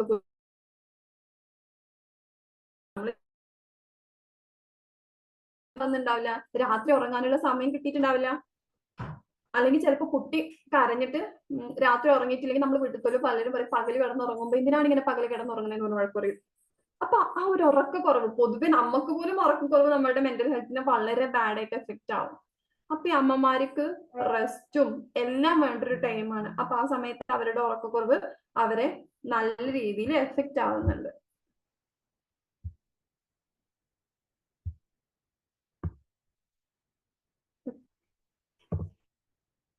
ഓക്കെ, നെക്സ്റ്റ് വരുന്നത് എന്താന്ന് വെച്ച് കഴിഞ്ഞാൽ എന്തെങ്കിലും ഒരു മെഡിക്കൽ കോംപ്ലിക്കേഷന്, കുട്ടിക്ക് ഒരു പ്രീമെച്യൂർ ആയിട്ടുള്ള ബേബി വരിക, ഒരു 7-ാം മാസം പ്രസവിക്കുക, 6-ാം മാസം പ്രസവിക്കുന്നത്, അതുപോലെ കുട്ടിയുടെ ബർത്ത് വെയിറ്റ് കുറയുന്നത്, കുട്ടിക്ക് എന്തെങ്കിലും ഹെൽത്ത് ഇഷ്യൂസ് ഉണ്ടെങ്കിൽ, ചില കുട്ടികൾ ജനിക്കുമ്പോൾ തന്നെ എന്തെങ്കിലും ഒരു ഹെൽത്ത് ഇഷ്യൂ ആയിട്ട് വരും അല്ലെ, ചിലർ ജനറ്റിക്കൽ ആയിട്ടുള്ള ഡെവലപ്മെന്റൽ ഇഷ്യൂസ് ഉണ്ടാവും, ഡൗൺ സിൻഡ്രോം ആയിട്ടുള്ള ഇഷ്യൂസോ അല്ലെ CP ആയിട്ടുള്ള കുട്ടികളൊക്കെ ചിലപ്പോൾ അവർ ജനിക്കുന്നത് അമ്മമാരിൽ ഭയങ്കര ടെൻഷൻ ഉണ്ടാക്കും. അതുപോലെ ഭയങ്കര എന്താ പറയാ ബ്രീത്തിങ് ഇഷ്യൂ ആയിട്ട് കുട്ടി വരിക, കുട്ടി ജനിച്ച ഉടനെ തന്നെ കുട്ടി വെന്റിലേറ്ററിൽ കിടക്കേണ്ട ഒരു അവസ്ഥ, അതുപോലെ ഒട്ടും വെയിറ്റ് ഇല്ലാഞ്ഞിട്ട് ഓക്സിജന്റെ, നേരത്തെ പറഞ്ഞ പോലെ ഓക്സിജൻ നല്ല രീതിയിൽ പ്രോപ്പർ ആയിട്ട് എടുക്കാൻ പറ്റാത്ത കുട്ടികളുണ്ടാവും. ഇതൊക്കെ അമ്മയ്ക്ക് എന്ത് ചെയ്യുന്നുണ്ട്, പോസ്റ്റ് പാർട്ടം ഡിപ്രഷനിലേക്ക് ലീഡ് ചെയ്യുന്നുണ്ട്. കാരണം എന്താ വെച്ച് കഴിഞ്ഞാൽ ഒരു അമ്മ എന്ന് വെച്ച് കഴിഞ്ഞാൽ അവര് കെയറിങ് ആയത് മുതൽ മോസ്റ്റ് ഓഫ് നമ്മൾ ഒരു കേസ് വരുമ്പോൾ നമ്മൾ ശ്രദ്ധിക്കുന്നുണ്ട്, അവര് കല്യാണം കഴിഞ്ഞ് ഞാൻ പ്രഗ്നന്റ് ആവാൻ റെഡി ആണോ, ഞാൻ ഓക്കെ ആണോ എന്നുള്ളത് പോലും ഒരു കുട്ടിയുടെ അമ്മയുടെ ഹെൽത്തിനെ ബാധിക്കുന്നുണ്ട് എന്നുള്ളതാണ്. അൺപ്ലാൻഡ് ആയിട്ടുള്ള ബേബീസ് ജനിക്കുന്നത് കൊണ്ട് ബേബിക്കും അമ്മയ്ക്കും ചിലരിലൊക്കെ ഇഷ്യൂസ് കാണുന്നുണ്ട്. അപ്പൊ എന്താണ്, നമ്മൾ ആ ഒരു ക്യാരിങ് ആയിട്ടുള്ള ടൈം മുതൽ നമ്മൾ ഡെലിവറി കഴിഞ്ഞ് ആ ഒരു 2-3 വീക്സ്, ഒരു ഏകദേശം ഒരു 1 മന്തെങ്കിലും അവർക്ക് നല്ല രീതിയിലുള്ള റെസ്റ്റും മെന്റൽ ഹെൽത്തും കിട്ടല് നിർബന്ധമാണ്. അല്ലെങ്കിൽ അതെന്താണ്, അത് വളരെ മോശമായ രീതിയിലായിരിക്കും എഫക്റ്റ് ആവുക. നമുക്കറിയില്ല എന്ത്, ഒരമ്മ കുഞ്ഞിനെ കൊല്ലേണ്ട ഒരു അവസ്ഥ വരിക എന്ന് വെച്ച് കഴിഞ്ഞാൽ അത് അവര് മനഃപൂർവ്വം ചെയ്യുന്നല്ല എന്നല്ല, ചെയ്യുന്നതല്ല അത്. കാരണം ഇത്തരം സ്ട്രെസ്സുകൾ കൂടെ പോകുമ്പോൾ അവരറിയാണ്ട് ചെയ്തു പോകുന്നതാ. ഇപ്പൊ നമ്മൾ ലേറ്റസ്റ്റ് ന്യൂസ് ഉണ്ട്, ഒരു പെൺകുട്ടി കല്യാണം കഴിഞ്ഞിട്ടില്ല, അവള് കുഞ്ഞിനെ കൊന്നു. അത് നമുക്കറിയില്ല അത് എന്തുകൊണ്ടാന്നുള്ളത്. കാരണം അവര് മാരീഡ് അല്ല, വേറെ എന്തെങ്കിലും ഇഷ്യൂ കാര്യങ്ങളൊക്കെ ഉണ്ടായിരിക്കും. ഓക്കെ, അതും ഇതും വെച്ച് നിങ്ങൾ ഒരിക്കലും കമ്പയർ ചെയ്യരുത്. ഓക്കെ, കേൾക്കുന്നുണ്ടല്ലോ അല്ലെ? ഹലോ ഹലോ, ഓഡിബിൾ ആണോ? ജസ്റ്റ് ഒന്ന് ആരെങ്കിലും ഒന്ന് പറയാവോ? ജസ്റ്റ് ഒന്ന് മെസ്സേജ്. ഓക്കെ, താങ്ക് യു വർഷായി. ഓക്കെ, നെക്സ്റ്റ് വരുന്നത് എന്തെങ്കിലും അബ്യൂസ് കഴിഞ്ഞിട്ടുണ്ടെങ്കിൽ, എന്തെങ്കിലും ട്രോമ ഉണ്ടായിട്ടുണ്ടെങ്കിൽ ചിലർക്ക് ഭയങ്കര ഒരു കോൺഫിഡൻസ് കുറവുണ്ടാകും. ഞാനൊരു നല്ല അമ്മയാണോ, എന്നെ കൊണ്ട് ഇത് പറ്റും, നമ്മൾ സ്വയം ക്വസ്റ്റ്യൻ ചെയ്തുകൊണ്ടിരിക്കുന്ന ഒരു പേഴ്സൺസിനൊക്കെ എന്താണ് most of post partum depression വരാൻ സാധ്യതയുണ്ട്. അതുപോലെ ബോഡി ഇമേജസ് ഇഷ്യൂസ്. ഇപ്പൊ നേരത്തെ പറഞ്ഞില്ലേ, ഞാൻ റിസർച്ച് ചെയ്തതിന് 2 കേസിൽ ഹസ്ബൻഡുമായിട്ട് ഇഷ്യൂ വരാൻ കാരണം ഹസ്ബൻഡ് പറയുന്നത് ആള് ഭയങ്കര തടിയാണ്, നീ ഭയങ്കര തടിച്ചിട്ടാണ്, നീ ഭയങ്കര കറുത്തിട്ടാണ് എന്നൊക്കെ പറഞ്ഞ് ഭയങ്കര ഇൻസൾട്ടിങ് ഉണ്ടായിരുന്നു ആൾക്ക്. ഒരു മാരേജ് കഴിഞ്ഞ് ക്യാരിങ് ആയ ടൈം മുതൽ ഹസ്ബൻഡും കറുത്തിട്ടാണ്, പക്ഷെ കറുപ്പൊരു കുറ്റമല്ല. ആൾ അങ്ങനെ ഫുൾ ടൈം ടോർച്ചർ ചെയ്തുകൊണ്ടിരിക്കുന്നു. ജനിക്കുന്ന കുട്ടിയെങ്കിലും വെളുക്കണം, അവളുടെ വീട്ടിൽ ആരൊക്കെ വെളുത്തിട്ടാണ്, ഇവന്റെ വീട്ടിൽ 1-2 പേരെന്ത് വെളുത്ത, അങ്ങനെയാണെന്ന് ഇങ്ങനെയാണെന്നുണ്ട്. അതുപോലെ നീ ഭയങ്കര തടിച്ചിയാണ്, തടിച്ച കുട്ടിയാവരുത്, നല്ല പോലെ ഒരു ബോഡി ഷേപ്പ് ഒന്നുമില്ല, അങ്ങനെ ഭയങ്കര വൾഗർ ആയിട്ടുള്ള, അവരോട് സംസാരിച്ചപ്പോ ഹസ്ബൻഡ് യൂസ് ചെയ്ത ഭയങ്കര വൾഗർ ആയിട്ടുള്ള വേർഡ്സ് ആയിരുന്നു. അത്ര ബോഡി ഷെയ്മിങ്, ആ ഒരു രീതിയിൽ ബോഡി ഇമേജസ് ഇഷ്യൂസ്. ഓക്കെ, ഞാൻ ഇങ്ങനെയാണ്, എന്റെ കുട്ടി ഇങ്ങനെ ആയിരിക്കും, ആ ഒരു ഭയങ്കരമായിട്ടുള്ള വെറീസ് ഉള്ള അമ്മമാരും എന്ത് ചെയ്യുന്നുണ്ട്, പോസ്റ്റ് പാർട്ടം ഡിപ്രഷന് ലീഡ് ചെയ്യുന്നുണ്ട്. ഓക്കെ, അതുപോലെ ഭയങ്കരമായിട്ടുള്ള കൾച്ചറൽ പ്രഷേഴ്സ്. നമുക്ക് ഇപ്പൊ എനിക്കൊരു ബിലീഫ് ഉണ്ട്. ഇപ്പൊ ഇതിലുള്ള എവ്രി വണ്ണിനും ഡിഫറെന്റ് ആയിട്ടുള്ള ബിലീഫ്സ് ആയിരിക്കും. ചിലർക്കൊക്കെ സെയിം ആയിരിക്കും. ഇപ്പൊ ചിലപ്പോൾ നമ്മൾ കല്യാണം കഴിഞ്ഞ് പോകുന്ന വീട്ടിലോ അല്ലെങ്കിൽ നമ്മുടെ ഹസ്ബൻഡിനോ ഉള്ള ബിലീഫ് വേറെ ആയിരിക്കും. പക്ഷെ ചില കാര്യത്തിന് വേണ്ടി നമ്മൾ കൾച്ചറൽ ആയിട്ടുള്ള ഭയങ്കര സൊസൈറ്റി പ്രഷർ ഒക്കെ ഉണ്ടാവും. ചില റിലീജിയനിൽ ഇന്ന ദിവസം കുട്ടി ജനിക്കണം, എന്നാലാണ് കുട്ടിക്ക് നല്ലത്, അപ്പോഴാണ് കുട്ടി മിടുക്കനാവുക. അങ്ങനെയൊക്കെ ഒരുപാട് വിശ്വാസങ്ങളുണ്ട്. ഓക്കെ, നമ്മൾ അത് തെറ്റാണോ ശരിയാണോ എന്നൊന്നും നമ്മൾ ഡിസ്കസ് ചെയ്യുന്നില്ല കേട്ടോ. ഈ കാര്യങ്ങൾ എന്ത് ചെയ്യുന്നുണ്ട്, അമ്മമാരില് ഭയങ്കര സ്ട്രെസ്ഫുൾ ആയിട്ടുള്ള ഇവന്റ്സ് കൊണ്ടെത്തിക്കുന്നുണ്ട്. ഓക്കെ, അപ്പൊ നമുക്കറിയില്ല നമ്മൾ ചെയ്യുന്ന ചില ചെറിയ കാര്യങ്ങളായിരിക്കും നമ്മളെ സംബന്ധിച്ചിടത്തോളം അത് സിമ്പിൾ, ഇതൊന്നും പ്രശ്നമാക്കേണ്ട ഒരു കാര്യമാവില്ല. പക്ഷെ ആ അമ്മേനെ സംബന്ധിച്ചിടത്തോളം എന്താണ്, അത് വലിയൊരു കാര്യമാണ്. അമ്മ കടന്നു പോകുന്നത് ചിലപ്പോ ഓപ്പണായിട്ട് പറയാൻ പോലും പറ്റാത്ത അത്രയും സ്ട്രെസ്ഫുൾ ആയിട്ടുള്ള ഒരു സിറ്റുവേഷൻ ആയിരിക്കും. ഓക്കെ, ഇത്തരം കാര്യങ്ങളാണ് എന്ത് ചെയ്യുന്നത്, പോസ്റ്റ്മോർട്ടം ഡിപ്രഷനിക്ക് ലീഡ് ചെയ്യുന്ന കാര്യങ്ങളായിട്ട് നമ്മൾ പറയുന്നത്. ഓക്കെ, ഇനി നമ്മള് കോമൺ ആയിട്ട് പോസ്റ്റ്മോർട്ടം ഡിപ്രഷനിലുള്ളവരിൽ കാണുന്ന ഹെൽത്ത് കണ്ടീഷൻസ് എന്ന് വെച്ച് കഴിഞ്ഞാൽ പോസ്റ്റ്മോർട്ടം ഡിപ്രഷനിലുള്ളവരിൽ തന്നെ കാണുന്ന ഒരു ടൈപ്സിനെ കുറിച്ചിട്ടാണ് നമ്മൾ പറയുന്നത്. ഓക്കെ, ഒന്ന് പറയുന്നത് പോസ്റ്റ്മോർട്ടം ഡിപ്രഷനിൽ അതിന് കാണപ്പെടുന്ന എന്താണ്, കുട്ടി ജനിച്ചതിന് ശേഷം അവർക്ക് ഭയങ്കര പേഴ്സിസ്റ്റ് ആയിട്ടുള്ള ഫീലിംഗ് ഓഫ് സാഡ്നെസ് ഉണ്ടാവും, ഭയങ്കരമായിട്ടുള്ള ഹോപ്പ്ലെസ്നെസ്, ദെൻ ഇമോഷണൽ ഓവർവെൽംസ് ഒക്കെയാണ് കാണുന്നത്. അതുപോലെ തന്നെയാണ് പോസ്റ്റ്മോർട്ടം ആങ്സൈറ്റി, PPA എന്ന് പറയും.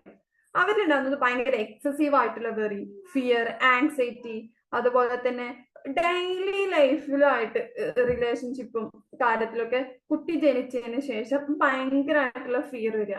ഇപ്പൊ ചിലർക്ക് ഉണ്ടാവും നിലത്ത് വെള്ളം കാണുമ്പോൾ ആരെങ്കിലും വഴിക്ക് വീഴും, സ്വിച്ച് ഓൺ ആയിരിക്കുമ്പോൾ ആർക്കെങ്കിലും ഷോക്ക് അടിക്കും. കുട്ടിന്റെ അടുത്തൊരു ലേഡി വന്ന് പറഞ്ഞാണ്, എനിക്ക് കുട്ടി ഫ്രിഡ്ജിന്റെ ആ സൈഡിൽ കൂടെ പോകുന്ന പേടിയാണ്, കാരണം കുട്ടിക്ക് ഷോക്ക് അടിക്കും. മഴക്കാലം വന്നാ പേടിയാണ്, കുട്ടിക്ക് ജലദോഷം വന്ന് വേറെ എന്തെങ്കിലും അസുഖമാവോ, ഭയങ്കര വെറീസ്.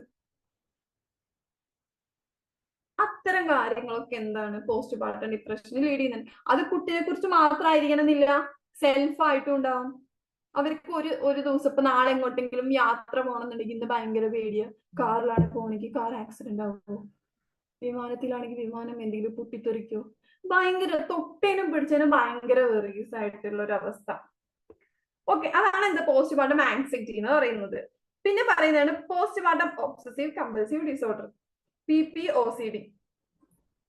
അവർക്ക് ഭയങ്കരമായിട്ട് നമ്മൾ OCD പറയുന്ന പോലെ ഭയങ്കരമായിട്ട് കമ്പൽഷനും ഒബ്സസീവ്നെസ് ഒക്കെ കൂടും. ഭയങ്കര കുട്ടിന്റെ ബിഹേവിയറിനെ കുറിച്ച് നമ്മൾ എന്ത് ചെയ്യാം, ഭയങ്കര ഹൈജീനിക് ആയിട്ട് ചിന്തിക്കാം. കുട്ടിയുടെ കാര്യങ്ങൾ ഓക്കെ ആണോ എന്ന് ചെക്ക് ചെയ്തുകൊണ്ടിരിക്കുക. ചുറ്റുമുള്ള കാര്യങ്ങളെ കുറിച്ചിട്ട് ഓവറായിട്ടുള്ള കമ്പൽഷനും അത് ക്ലിയർ ആക്കിക്കൊണ്ടേയിരിക്കുന്ന ഒരു അവസ്ഥ. സാധാ OCD തന്നെ, പക്ഷെ എന്താണ്, ഡെലിവറിക്ക് ശേഷമാണ് അത് കാണുന്നത്. പിന്നെ വരുന്നത് PPTSD, post traumatic stress disorder. നേരത്തെ ഞാൻ പറഞ്ഞില്ലേ, ഏതെങ്കിലും ഒരു ട്രോമാറ്റിക് സിറ്റുവേഷന് ശേഷം എന്ന് വെച്ച് കഴിഞ്ഞാൽ ആരെങ്കിലും മരിക്കുന്നതോ ആക്സിഡന്റ് കാണുന്നതോ അല്ലെങ്കിൽ അബ്യൂസോ അങ്ങനെ എന്തെങ്കിലും ഒരു ട്രോമ, റിലേഷൻഷിപ്പ് ഇഷ്യൂ ആയിക്കോട്ടെ, ഗാർഹിക പീഡനമൊക്കെ വരും. അതിനുശേഷം ആ അമ്മ അനുഭവിക്കുന്ന അതൊരു പോസ്റ്റ് ഡെലിവറി ടൈമിലായിരിക്കും അല്ലെങ്കിൽ ക്യാരിങ് ടൈമിലായിരിക്കും ഈ ഒരു സിറ്റുവേഷൻ വരിക. ആ ഒരു സിറ്റുവേഷന് ശേഷം അവരെന്ത് ഭയങ്കര ട്രിഗറിങ് ആയിട്ട് ബിഹേവ് ചെയ്യുന്നത്. അതുപോലെ ഒരു അമ്മന്റെ കാര്യം എടുക്കുമ്പോ ആ അമ്മ ഡെലിവറി ആവുന്നതിന്റെ 3-4 ദിവസം മുമ്പേണ് ആ അമ്മയുടെ അച്ഛൻ മരിച്ചത്. അത് അവർക്ക് ഭയങ്കര എഫക്റ്റ് ആയിട്ടുണ്ട്. ഓക്കെ, അതുപോലെ തന്നെ പോസ്റ്റ്മോർട്ടം സൈക്കോസിസ്, ഇവരില് ഭയങ്കരമായിട്ട് ഹാലൂസിനേഷനും ഡെലൂഷനും ഒക്കെ കാണും. ഞാൻ തന്നെ റിസർച്ച് എടുത്തതിൽ ഞാൻ ഒരുപാട് കേസ് നോക്കി, അത് എനിക്ക് ഭയങ്കര ഡിഫറെന്റ് ആയിട്ടുള്ള കേസസ് ഒക്കെ ഞാൻ സെലക്ട് ചെയ്തതെന്ന് വെച്ച് കഴിഞ്ഞാൽ ഈ ഒരു വേരിയേഷൻ ഉള്ളത്. സാധാ പോസ്റ്റ്മോർട്ടം എടുത്തു, പോസ്റ്റ്മോർട്ടം ആങ്സൈറ്റി എടുത്തിട്ടുണ്ടായിരുന്നു, പോസ്റ്റ്മോർട്ടം OCD എടുത്തു, പോസ്റ്റ്മോർട്ടം PTSD എടുത്തിട്ടുണ്ടായിരുന്നു, പോസ്റ്റ്മോർട്ടം സൈക്കോസിസ്, ബൈപ്പോളർ, അങ്ങനെ ഡിഫറെന്റ് ആയിട്ടുള്ളത് ഒരുപാട് കേസ് നമ്മുടെ ക്ലിനിക്കിൽ വന്നിട്ടുണ്ടായിരുന്നു. അപ്പൊ അതിന്ന് ഡിഫറെന്റ് ആയിട്ട് എല്ലാ കേസും കിട്ടിയെന്ന് ഞാൻ എന്ത് ചെയ്തു, ഒരു 7 കേസാണ് സെലക്ട് ചെയ്തത്. സാധാ ഒന്നൊഴികെ ബാക്കി 7 എണ്ണം. അപ്പൊ അതിനെ കുറിച്ചിട്ടൊക്കെ എന്റെ റിസർച്ച് നോക്കുകയാണെങ്കിൽ നിങ്ങൾക്ക് അതിൽ കാണാൻ പറ്റും. ഈ പറയുന്ന 7 കേസുമായിട്ട് സിമിലാരിറ്റി ഉള്ള 7 കാറ്റഗറി ആയിട്ട് സിമിലാരിറ്റി ഉള്ള കേസുകൾ ഉണ്ടാവും അതിൽ. നിങ്ങൾ ഗൂഗിളിൽ അഫ്ര കെവി എന്ന് അടിച്ചു നോക്കിയാൽ മതി കേട്ടോ, അല്ലെങ്കിൽ post partum depression in young mothers അടിച്ചു നോക്കിയാൽ മതി.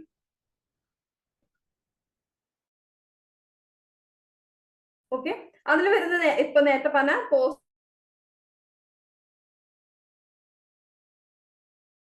എന്താ പറയാ കാണുന്നത് ഹാലുസിനേഷൻ, കുട്ടി ഇങ്ങനെ എന്താ മുകളിലേക്ക് ഇങ്ങനെ പാറി നിൽക്കുക, തൻ്റെ അടുത്ത് കിടക്കുന്നുണ്ട് ഒരു കുട്ടി, പക്ഷെ ഒരു കുട്ടി മുകളിൽ ഇങ്ങനെ നിൽക്കുക. അതുപോലെ തന്നെ ചില കുട്ടീനെ തന്നെയാണ് അവരെപ്പോഴും കാണുന്നത് കണ്ണില്. കുട്ടി ഓൾറെഡി വേറെ എവിടെയെങ്കിലേക്ക്, പക്ഷെ എവിടെയെങ്കിലും തിരിയുമ്പോ കുട്ടിയുടെ ഒരു രൂപം കാണും. അങ്ങനെ പേടിച്ചുകൊണ്ടിരിക്കുക, അല്ലെങ്കിൽ കുട്ടി കരയുന്ന സൗണ്ട് എവിടെയെങ്കിലും കേട്ടുകൊണ്ടിരിക്കുക. അല്ലെങ്കിൽ അവർക്ക് തോന്നുക ഇതേപോലെ നമുക്ക് ചിലർക്ക് സെൽഫായിട്ട് തോന്നുക okay I am not a good mother എന്നുള്ളത്. ഇവർക്ക് ചെവിയിൽ ആരോ എന്ന് പറയാ, നീ ഒരു നല്ലൊരു അമ്മയല്ല, നീ ആത്മഹത്യ ചെയ്യും, അതാണ് നിനക്ക് ബെറ്റർ. ഇതൊക്കെ നമുക്ക് ഭയങ്കര തോന്നലാണ്, പക്ഷെ അവര് ശരിക്കും എക്സ്പീരിയൻസ് ചെയ്തിട്ടുള്ള ഒരു കാര്യമാണ്. ഇതിലൊക്കെ റീസൺ ആയിട്ടുള്ളത് ഹസ്ബൻഡിനുള്ള വേറൊരു റിലേഷൻഷിപ്പ് കൊണ്ട് മാത്രം. അത് അവരിന്നത് വിട്ടു വരികയും ചെയ്തു. പക്ഷെ ആ അമ്മ എക്സ്പീരിയൻസ് ചെയ്ത് അവരുടെ ആ ഒരു ത്രൂ ഔട്ട് ലൈഫ് നമ്മൾ കേൾക്കുമ്പോൾ സത്യം പറഞ്ഞാൽ ഞാൻ ഭയങ്കര വണ്ടറിങ് ആയിപ്പോയി. അത്രയും സിറ്റുവേഷനോട് ഒരു സിമ്പിൾ ഇഷ്യൂ കൊണ്ട്, സിമ്പിൾ നല്ല അവരെ സംബന്ധിച്ചിടത്തോളം വലുതാണ്, അതായത് റിലേഷൻഷിപ്പ് എന്ന ആള് സോറി എന്ന് പറഞ്ഞ് പെട്ടെന്ന് വരികയും ചെയ്തു. അവരെ സംബന്ധിച്ചിടത്തോളം ഓക്കെ അത് വലുത് തന്നെയാണ്, അതന്നെ നമ്മൾ റെസ്പെക്ട് ചെയ്യുന്നുണ്ട്. പക്ഷെ ആ ഒരു 2-3 ദിവസത്തെ ആ ഒരു ഇഷ്യൂ അവരുടെ ത്രൂ ഔട്ട് ലൈഫ് എന്ന് വെച്ച് കഴിഞ്ഞാൽ ഒരുപാട് കാലം അവരതുമായിട്ട് എഫക്ട് ചെയ്തിട്ടുണ്ട്. ഭയങ്കരമായിട്ട് സൈക്കോസിന്റെ സിംറ്റംസ് ഒക്കെ കാണിച്ചുകൊണ്ടിരിക്കുകയായിരുന്നു ആള്.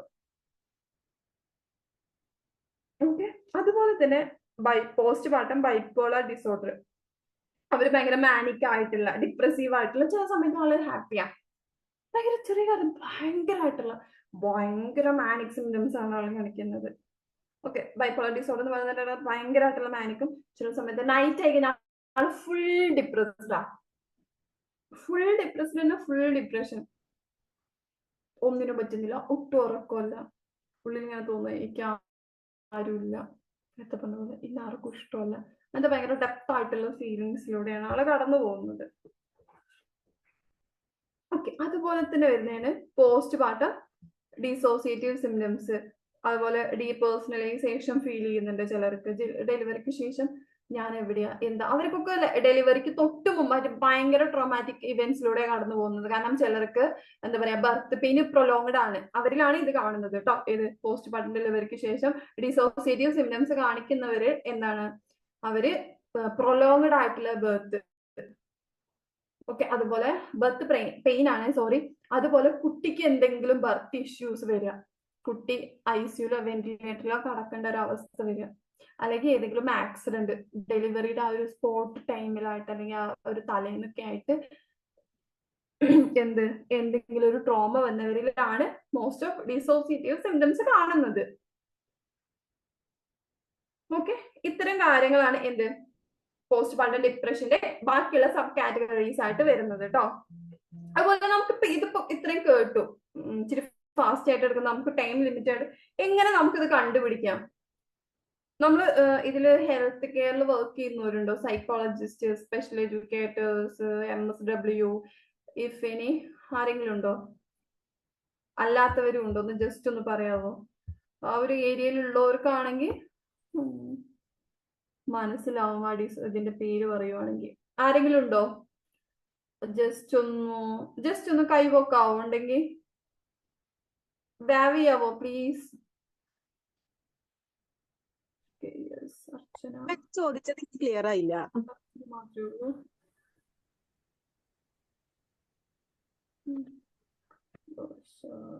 ഓക്കെ, നമ്മൾ സാധാരണ എന്താണ് ക്ലിനിക്കൽ ഇന്റർവ്യൂ വെച്ചിട്ട് ഇപ്പൊ നമ്മൾ മെഡിക്കൽ ഹിസ്റ്ററി ഒക്കെ എടുത്ത് നോക്കിയതിന് ശേഷമാണ് അവർക്ക് പോസ്റ്റ് പാർട്ടം ഡിപ്രഷൻ ഉണ്ടോ എന്ന് ഒന്ന് പറയുന്നത്. അതുപോലെ നമുക്ക് അതിനായിട്ട് സ്ക്രീനിങ് ടൂളൊക്കെ ഉണ്ട്. ആ പോസ്റ്റ് പാർട്ടം ഡിപ്രഷനിൽ ഏത് ലെവലിലാണ് അവർ നിൽക്കുന്നത്, എന്ത് കൊണ്ടുവന്നു, അങ്ങനെ ആ ഒരു അതിനെ കാറ്റഗറൈസ് ചെയ്യാൻ വേണ്ടിയിട്ടും നമുക്ക് എന്തുണ്ട് ചില സ്ക്രീനിങ് ടൂൾസ് ഒക്കെ ഉണ്ട്. അപ്പൊ ഞാൻ നിങ്ങൾക്ക് പറഞ്ഞുതരാം കേട്ടോ, നിങ്ങൾക്ക് വേണമെങ്കിൽ അത് യൂസ് ചെയ്യാം. ഇപ്പൊ എഡിൻബർഗിന്റെ പോസ്റ്റ്നാറ്റൽ ഡിപ്രഷൻ സ്കെയിൽ ഉണ്ട്. ഞാൻ എന്റെ റിസർച്ചിൽ യൂസ് ചെയ്തിട്ടുള്ളത് ആ സ്കെയിലാണ്. ആ സ്കെയിലിന്റെ ഡീറ്റെയിൽസ് എന്ത് ചെയ്യുന്നത് എന്റെ റിസർച്ചിൽ നോക്കി കാണാൻ പറ്റും കേട്ടോ. ഓക്കെ, എഡിൻബർഗിന്റെ പോസ്റ്റ്നാറ്റൽ ഡിപ്രഷൻ സ്കെയിൽ, അതാണ് മോസ്റ്റ് ഓഫ് യൂസ് ചെയ്തുകൊണ്ടിരിക്കുന്ന സ്കെയിലും. EPDS, അതുപോലെ പേഷ്യന്റ് ഹെൽത്ത് ക്വസ്റ്റ്യനെയർ, അതിൽ 9 ക്വസ്റ്റ്യൻസ് ഉള്ളത്. അതുപോലെ ജനറലൈസ്ഡ് ആങ്സൈറ്റി ഡിസോർഡറിന്റെ 7 ഐറ്റം സ്കെയിലിൽ നോക്കുകയാണെങ്കിൽ നമുക്ക് എന്ത് ചെയ്യാൻ പറ്റും, അത് നമുക്ക് പോസ്റ്റ് പാർട്ടം ഡിപ്രഷൻ ഉള്ളവരെ സെലക്ട് ചെയ്തെടുക്കാൻ പറ്റുന്നതാണ്. അതുപോലെ സാധാരണ വേറെ ഒന്നുണ്ട്, post partum depression screening scale എന്നുണ്ട്. ഫസ്റ്റ് സിറ്റിങ്ങിൽ നമ്മൾ ജസ്റ്റ് ഒരു സ്ക്രീൻ, ഇപ്പൊ ടോട്ടല് ഒരുപാട് അമ്മമാരെ എടുക്കുവാണെങ്കിൽ അതൊന്ന് സെലക്ട് ചെയ്യാൻ വേണ്ടിയിട്ട് എടുക്കുന്ന സ്ക്രീനിങ് സ്കെയിലും ഉണ്ട്. അതുപോലെ നമുക്ക് എന്ത് ചെയ്യാൻ പറ്റും, ഫിസിക്കൽ എക്സാമിനേഷനിലൂടെ എന്തുണ്ട്, നമുക്ക് പോസ്റ്റ് പാർട്ടം ഡിപ്രഷന് കണ്ടുപിടിക്കാൻ പറ്റും. ഇപ്പൊ ഒരു ഹോസ്പിറ്റലിൽ പോയിട്ടൊക്കെ ആണെങ്കിൽ അവർ ചെയ്യുന്ന ഉറക്കത്തിന്റെ പ്രശ്നം, അങ്ങനെ ഫിസിക്കൽ ആയിട്ടുള്ള ചേഞ്ചസിനെ കുറിച്ചിട്ട്, വെയിറ്റ് ലോ ആവുക, അതുപോലെ മുഖത്ത് വരുന്ന കുറെ കരുവാളിപ്പ് കാര്യങ്ങളിലൂടെ എന്ത് ചെയ്യാൻ പറ്റും, നമുക്ക് ഫിസിക്കൽ എക്സാമിനേഷനിലൂടെ നമുക്ക് പോസ്റ്റ് പാർട്ടം ഡിപ്രഷൻ കണ്ടുപിടിക്കാനും. പിന്നെ laboratory test, TFT, thyroid check ചെയ്യുന്നത്, ബ്ലഡിന്റെ കൗണ്ട്, അതുപോലെ തന്നെ ബാക്കി നമ്മൾ നേരത്തെ ഹോർമോൺസിന്റെ പറഞ്ഞില്ലേ, പ്രൊജസ്ട്രോണും ഈസ്ട്രജനും, അതിന്റെ വേരിയേഷനിലൂടെ ഇപ്പൊ ആൾക്ക് ഇങ്ങനെ കുറെ ലക്ഷണങ്ങളുണ്ട്, ഉറക്കമല്ല അങ്ങനെയല്ല എന്നുണ്ടെങ്കിൽ ഈ ടെസ്റ്റുകളൊക്കെ ചെയ്യുമ്പോൾ എന്താണ് അതുകൂടി നോക്കി കഴിഞ്ഞിട്ട് നമുക്ക് എന്ത് ചെയ്യാൻ പറ്റും, ചിലപ്പോൾ എന്താണ് ആ ടെസ്റ്റിന്റെ വേരിയേഷനും ബാക്കി ഒരു കൺസൾട്ടേഷനും കൂടി എടുത്തു കഴിഞ്ഞാൽ നമുക്ക് ആ പോസ്റ്റ് പാർട്ടം ഡിപ്രഷന്റെ ബാക്കിയുള്ള കാര്യങ്ങൾ എന്തുകൊണ്ട് വന്നു എന്നുള്ളതും ബാക്കി നമുക്ക് അറിയാൻ പറ്റും. അതുപോലെ തന്നെ മെയിൻ ആയിട്ട് നമ്മൾ ചെയ്യേണ്ടത് മെന്റൽ ഹെൽത്ത് അസസ്മെന്റ് തന്നെയാണ്. നല്ലൊരു കോംപ്രഹെൻസീവ് ഇവാലുവേഷൻ ചെയ്യണം നമ്മൾ മെന്റൽ ഹെൽത്തിനെ കുറിച്ചിട്ട്, എന്ത് നമ്മുടെ മൂഡ്സ്, ആങ്സൈറ്റി, ബാക്കി ത്രൂ ഉള്ള പാറ്റേൺസിനെ കുറിച്ചിട്ടുള്ള നല്ലൊരു കോംപ്രഹെൻസീവ് ആയിട്ടുള്ള ഒരു ഇവാലുവേഷൻ നടത്തുവാണെങ്കിൽ നമുക്ക് എന്ത് ചെയ്യാൻ പറ്റും, പോസ്റ്റ് പാർട്ടം ഡിപ്രഷൻ ആണോ അറിയാൻ പറ്റും. ഇതിന്റെ ക്രൈറ്റീരിയ എന്ന് വെച്ച് കഴിഞ്ഞാല് നമ്മൾ ഡെലിവറി കഴിഞ്ഞ് 1 വർഷത്തിനുള്ളിലാണ് ഇത് കാണുന്നത് കേട്ടോ. അതിനെയാണ് നമ്മൾ പോസ്റ്റ് പാർട്ടം ഡിപ്രഷൻ എന്ന് പറയുക. 2 ആഴ്ചക്ക് ശേഷം 1 വർഷത്തിനുള്ളിലാണ് പോസ്റ്റ് പാർട്ടം ഡിപ്രഷൻ ഉണ്ടാവുക. അല്ലാതെ 1 വർഷം ഒരു കുഴപ്പമില്ല, പിന്നെ ആവില്ല ഉണ്ടാവുക. ആ കുട്ടി ജനിച്ച് 1 വർഷത്തിനുള്ളിൽ ഉണ്ടാവും. അത് ബർത്ത് ഓർഡർ ഒന്നുമില്ല. ഇപ്പൊ ചിലര് പറയും, ഇപ്പൊ ഞാൻ റിസർച്ച് പ്രസന്റ് ചെയ്തപ്പോ ക്വസ്റ്റ്യൻ ആണ് ഇതേപോലെ, 3ാമത്തെ ഡെലിവറിക്ക് ശേഷം ഉണ്ടാവുമോ അതോ ഫസ്റ്റ് ഡെലിവറിക്ക് ശേഷം മാത്രം, അങ്ങനെയൊന്നുമില്ല കേട്ടോ. ഏത് ഡെലിവറിക്ക് ശേഷം വേണമെങ്കിലും ഒരമ്മയ്ക്ക് പോസ്റ്റ് പാർട്ടം ഡിപ്രഷൻ ഉണ്ടാവാനുള്ള കാരണമാവാം. ഓക്കെ, ഇനി നമ്മൾ പറയുന്നത് ഞാൻ ഫാസ്റ്റ് ആയിട്ട് എടുത്തിട്ട് ബാക്കി നിങ്ങളുടെ സംശയത്തിനുള്ള ഒരു റിപ്ലൈ തരാന്ന് വിചാരിക്കുന്നു. ഇപ്പൊ നമ്മൾ പല ക്ലാസ്സുകളും കേൾക്കുന്നു, പലതും നമുക്ക് യൂട്യൂബിൽ നിന്ന് കാണാൻ പറ്റും. പക്ഷെ പലപ്പോഴും നമുക്ക് നേരിട്ട് അവരുമായിട്ടുള്ള ഒരു ഡൗട്ട് ചോദിച്ച് ക്ലിയർ ചെയ്യാൻ പറ്റില്ലല്ലോ. അതുകൊണ്ടാണ് ഇച്ചിരി കൂടെ ഫാസ്റ്റ് ആയിട്ട് എടുക്കുന്നത് കേട്ടോ. ഓക്കെ, പിന്നെ വരുന്നത് നമുക്ക് അതിന് എന്തൊക്കെ തെറാപ്പീസാ വേണ്ടതെന്നുള്ളത്. അപ്പൊ ഇതിലുള്ളവരുണ്ടെങ്കിൽ നിങ്ങൾക്ക് എന്ത് ചെയ്യാം, ആ തെറാപ്പീസ് ഒന്ന് ജസ്റ്റ് നോട്ട് ചെയ്ത് വെച്ചോളൂ കേട്ടോ. നമുക്ക് സാധാരണ കൊടുക്കുന്ന പോലെ CBT കൊടുക്കാം, അതുപോലെ ഇന്റർപേഴ്സണൽ തെറാപ്പി ഉണ്ട്, psychodynamic therapy, dialectical behaviour therapy DBD എന്ന് പറയും, അതുപോലെ ട്രോമ ഫോക്കസ്ഡ് തെറാപ്പി. ഓരോരുത്തരും ഇപ്പൊ നമ്മൾ ഡയഗ്നോസ് ചെയ്ത് ഏത് ടൈപ്പാണ്, ഏത് സ്റ്റേജിലാണ് നിൽക്കുന്നത്, അവരുടെ ആ ഒരു ഇത് നോക്കിയതിന് ശേഷമാണ് നമ്മൾ ഏത് തെറാപ്പി ഫസ്റ്റ് കൊടുക്കണം, അല്ലെങ്കിൽ ഏത് തെറാപ്പി കണ്ടിന്യൂ ചെയ്യണം, ഏത് തെറാപ്പിയാണ് അവർക്ക് ബെസ്റ്റ് ആവാന്ന് ചൂസ് ചെയ്യുന്നത്. ഓരോ കേസിനും ഡിഫറെന്റ് ആയിരിക്കും. ഓക്കെ, അതുപോലെ തന്നെ ചില കേസിന് മെഡിക്കേഷൻസ് എടുത്ത് വരാറുണ്ട്. ചിലർക്ക് എന്തായാലും 1 വർഷത്തെ, അത് 2-3 വർഷമായിട്ടൊക്കെ ഈ PPD നീണ്ടുപോകും. അവര് ട്രീറ്റ് ചെയ്തിട്ടുണ്ടാവില്ല. 2, 3, 4 വർഷമൊക്കെ ആയിട്ട് ഈ പോസ്റ്റ് പാർട്ടം ഡിപ്രഷനോട് സഫർ ചെയ്യുന്ന ഒത്തിരി പേരുണ്ട്. ചിലര് വർഷങ്ങളായിട്ട് 10 വർഷത്തിന് മുകളിലൊക്കെ ആയിട്ട് ടോട്ടൽ ബിഹേവിയർ മാറിയിട്ടുണ്ടാവും. നമ്മൾ പിന്നെ ചോദിക്കുമ്പോഴാണ് ഡെലിവറിക്ക് ശേഷം ഇങ്ങനെയായിരുന്നു. പിന്നെ ആ ഒരു ക്യാരക്ടർ ചേഞ്ച് ചെയ്യാൻ പറ്റിയിട്ടില്ല. ചിലപ്പോൾ കൂടെ നിൽക്കുന്ന ഹസ്ബൻഡും ഫാമിലി മൊത്തം സഫർ ചെയ്തുകൊണ്ടായിരിക്കും ഇത് നിൽക്കുന്നുണ്ടാവുക. കാരണം വൈഫിന്റെ സ്വഭാവം ഡെലിവറിക്ക് ശേഷം മാറി, ഇങ്ങനെയാണ് അവൾ ചെയ്യുന്നത്, ഉറക്കമല്ലാതെ ഇത് പലതും ചെയ്യുന്നുണ്ട്. ചിലരൊന്നും നോക്കാതെ ഡെലിവറിക്ക് ശേഷം ഒന്നും പറയാതെ സാധാ ഡിപ്രഷനുള്ള ടാബ്ലറ്റ്സ് ഒക്കെ എടുക്കുന്നവരുണ്ടാവും. അപ്പൊ എന്ത് നമുക്ക് അസുഖം ഉണ്ടെങ്കിലും നമുക്ക് അതിന്റെ ഫുൾ റൂട്ട് പറഞ്ഞു കൊടുത്തിട്ട് ട്രീറ്റ്മെന്റ് എടുക്കുക. അങ്ങനെ മെഡിക്കേഷൻസ് എടുക്കുന്നവർക്ക് വരുന്ന ടാബ്ലറ്റ് ആണ് ആന്റി ഡിപ്രസൻസ് വരുന്നുണ്ട്, anti anxiety medications, mood stabilisers, അതുപോലെ ആന്റി സൈക്കോട്ടിക്സുകളൊക്കെ. ഇപ്പോ MSc സൈക്കോളജി ഒക്കെ പഠിച്ചവരാണെങ്കിൽ അവർക്ക് അറിയായിരിക്കും ഈ ടാബ്ലറ്റ്. ഓക്കെ, ഞാൻ ഇതിൽ ടാബ്ലറ്റിന്റെ പേര് പറയുന്നില്ല കേട്ടോ. കാരണം MSc സൈക്കോളജി ഒക്കെ പഠിച്ചവർക്കാണെങ്കിൽ ഓൾറെഡി അവര് നമ്മൾ ബുക്കിൽ പഠിക്കുന്നുണ്ട് ഈ മെഡിസിൻസിന്റെ പേര്. വേറെ ആരെങ്കിലും മിസ്യൂസ് ചെയ്യുന്നതിരിച്ചാണ് അത് പറയാത്തത്. തെറാപ്പീസിന്റെ പേര് ഒന്നുകൂടെ, ഒന്ന് CBT കോഗ്നിറ്റീവ് ബിഹേവിയർ തെറാപ്പി, മറ്റൊന്ന് ഇന്റർപേഴ്സണൽ തെറാപ്പി IPT, പിന്നെ വരുന്നത് സൈക്കോ ഡൈനാമിക് തെറാപ്പി, പിന്നെ വരുന്നത് ഡയലക്റ്റിക്കൽ ബിഹേവിയർ തെറാപ്പി DBT എന്ന് പറയും, DBT എന്ന് പറയും. പിന്നെ ഒന്ന് ട്രോമ ഫോക്കസ്ഡ് തെറാപ്പി. ഓക്കെ ആണല്ലോ അല്ലെ?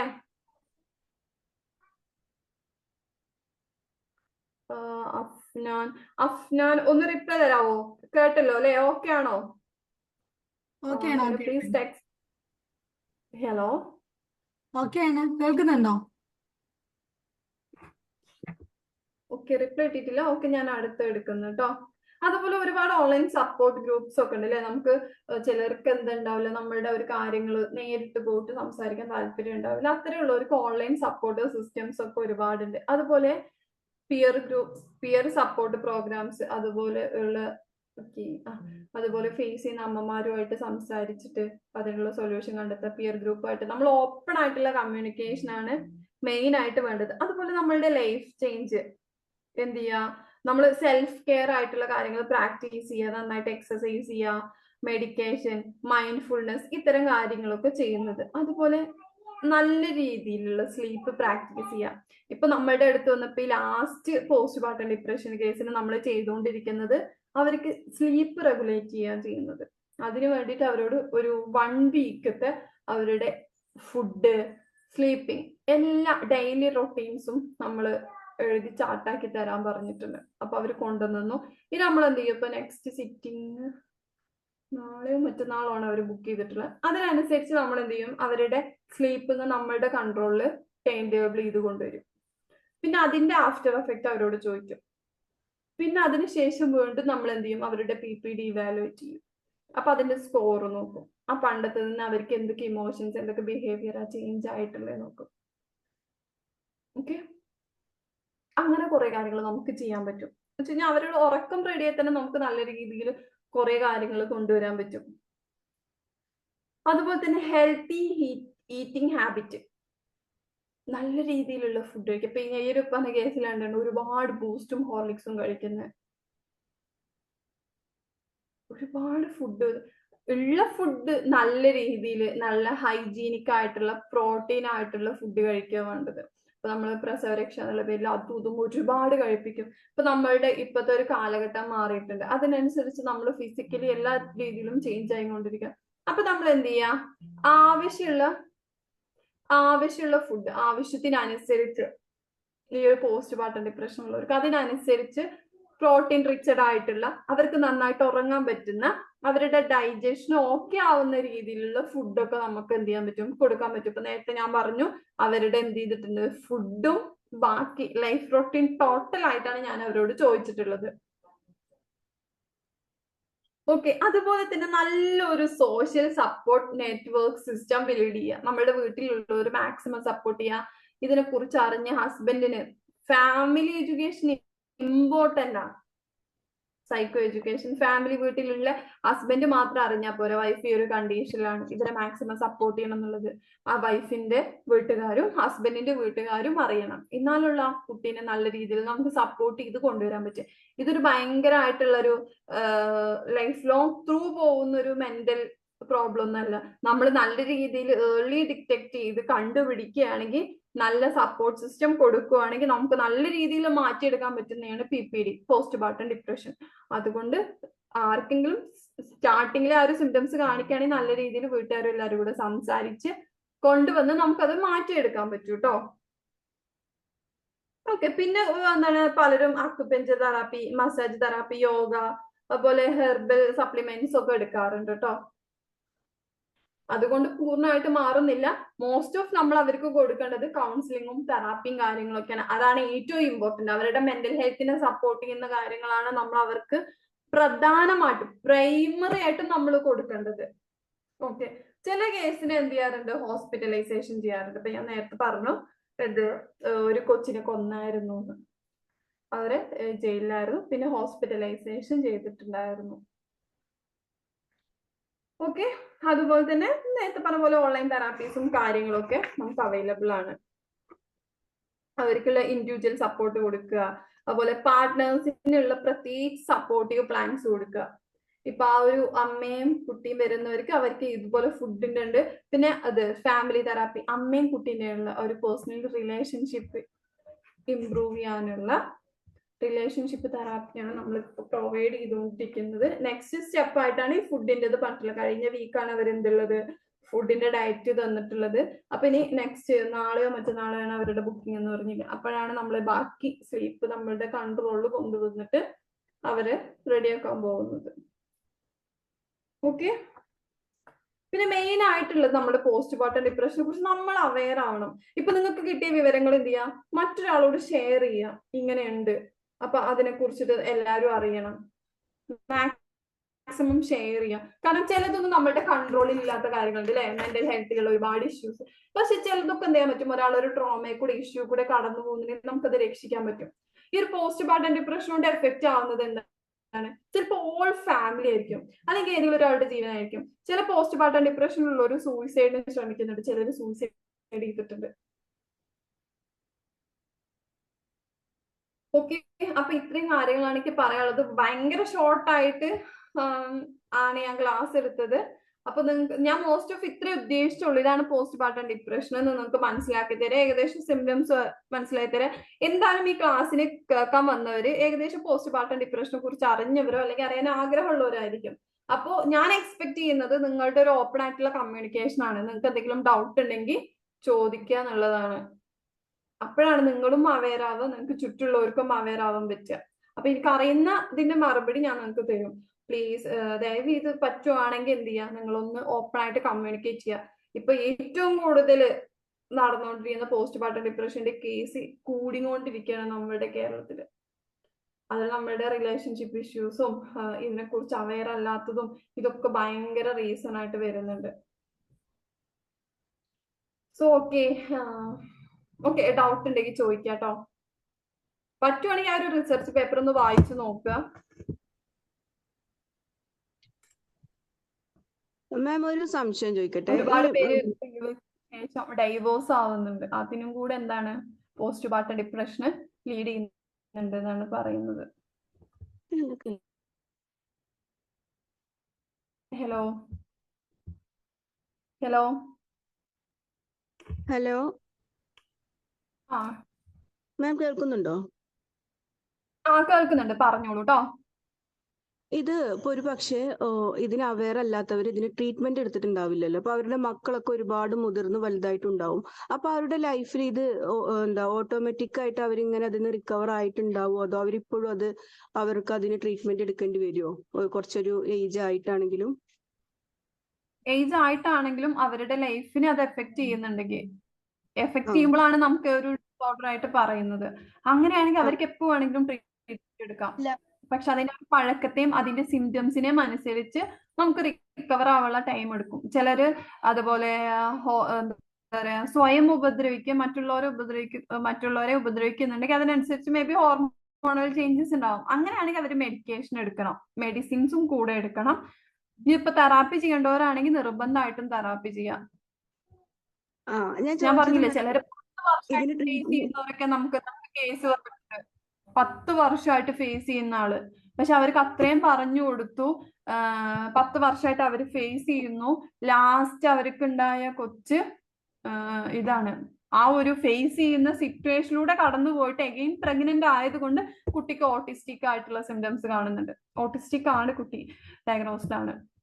ഈ ഒരു കാരണം കൊണ്ട് മദർ ഭയങ്കര സീരിയസ് ആയിട്ടുള്ള പോസ്റ്റ്മോർട്ടം ഡിപ്രഷനിലൂടെ കടന്നു പോയത്. അമ്മയ്ക്ക് അറിയാം അമ്മയ്ക്ക് പോസ്റ്റ്മോർട്ടം ഡിപ്രഷൻ ആയിരുന്നു എന്ന്, പക്ഷെ അവർ ട്രീറ്റ്മെന്റിന് വില്ലിങ് ആയില്ല.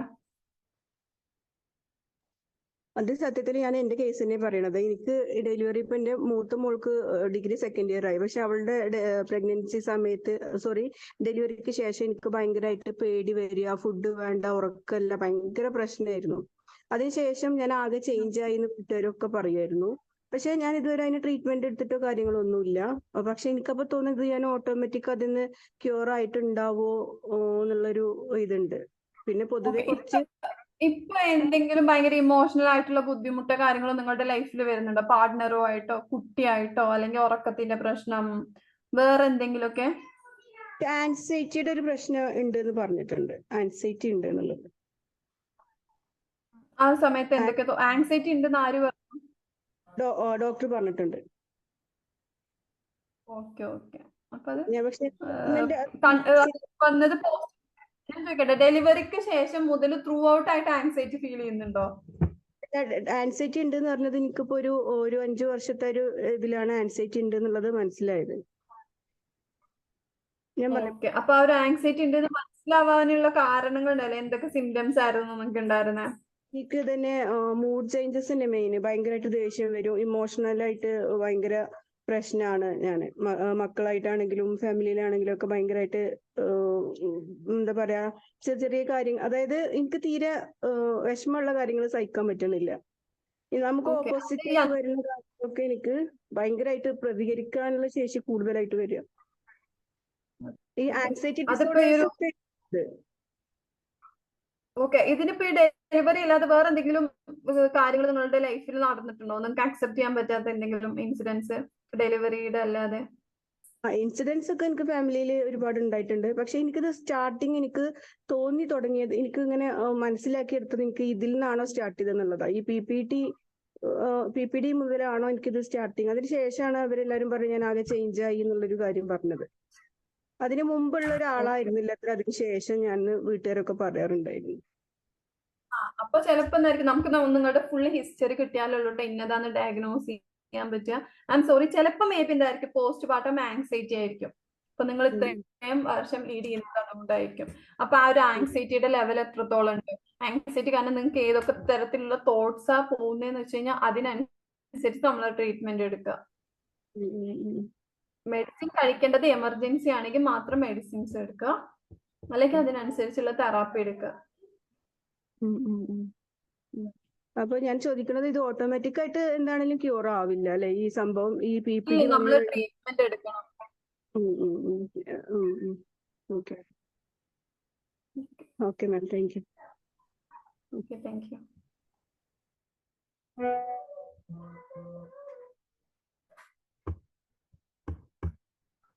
ഇനി ആർക്കെങ്കിലും സംശയം ചോദ്യങ്ങൾ ഉണ്ടെങ്കിലേ ക്വസ്റ്റ്യൻസ് ഉണ്ടെങ്കിൽ ചോദിക്കാം. അർച്ചന മാം ചോദിച്ചോളൂ.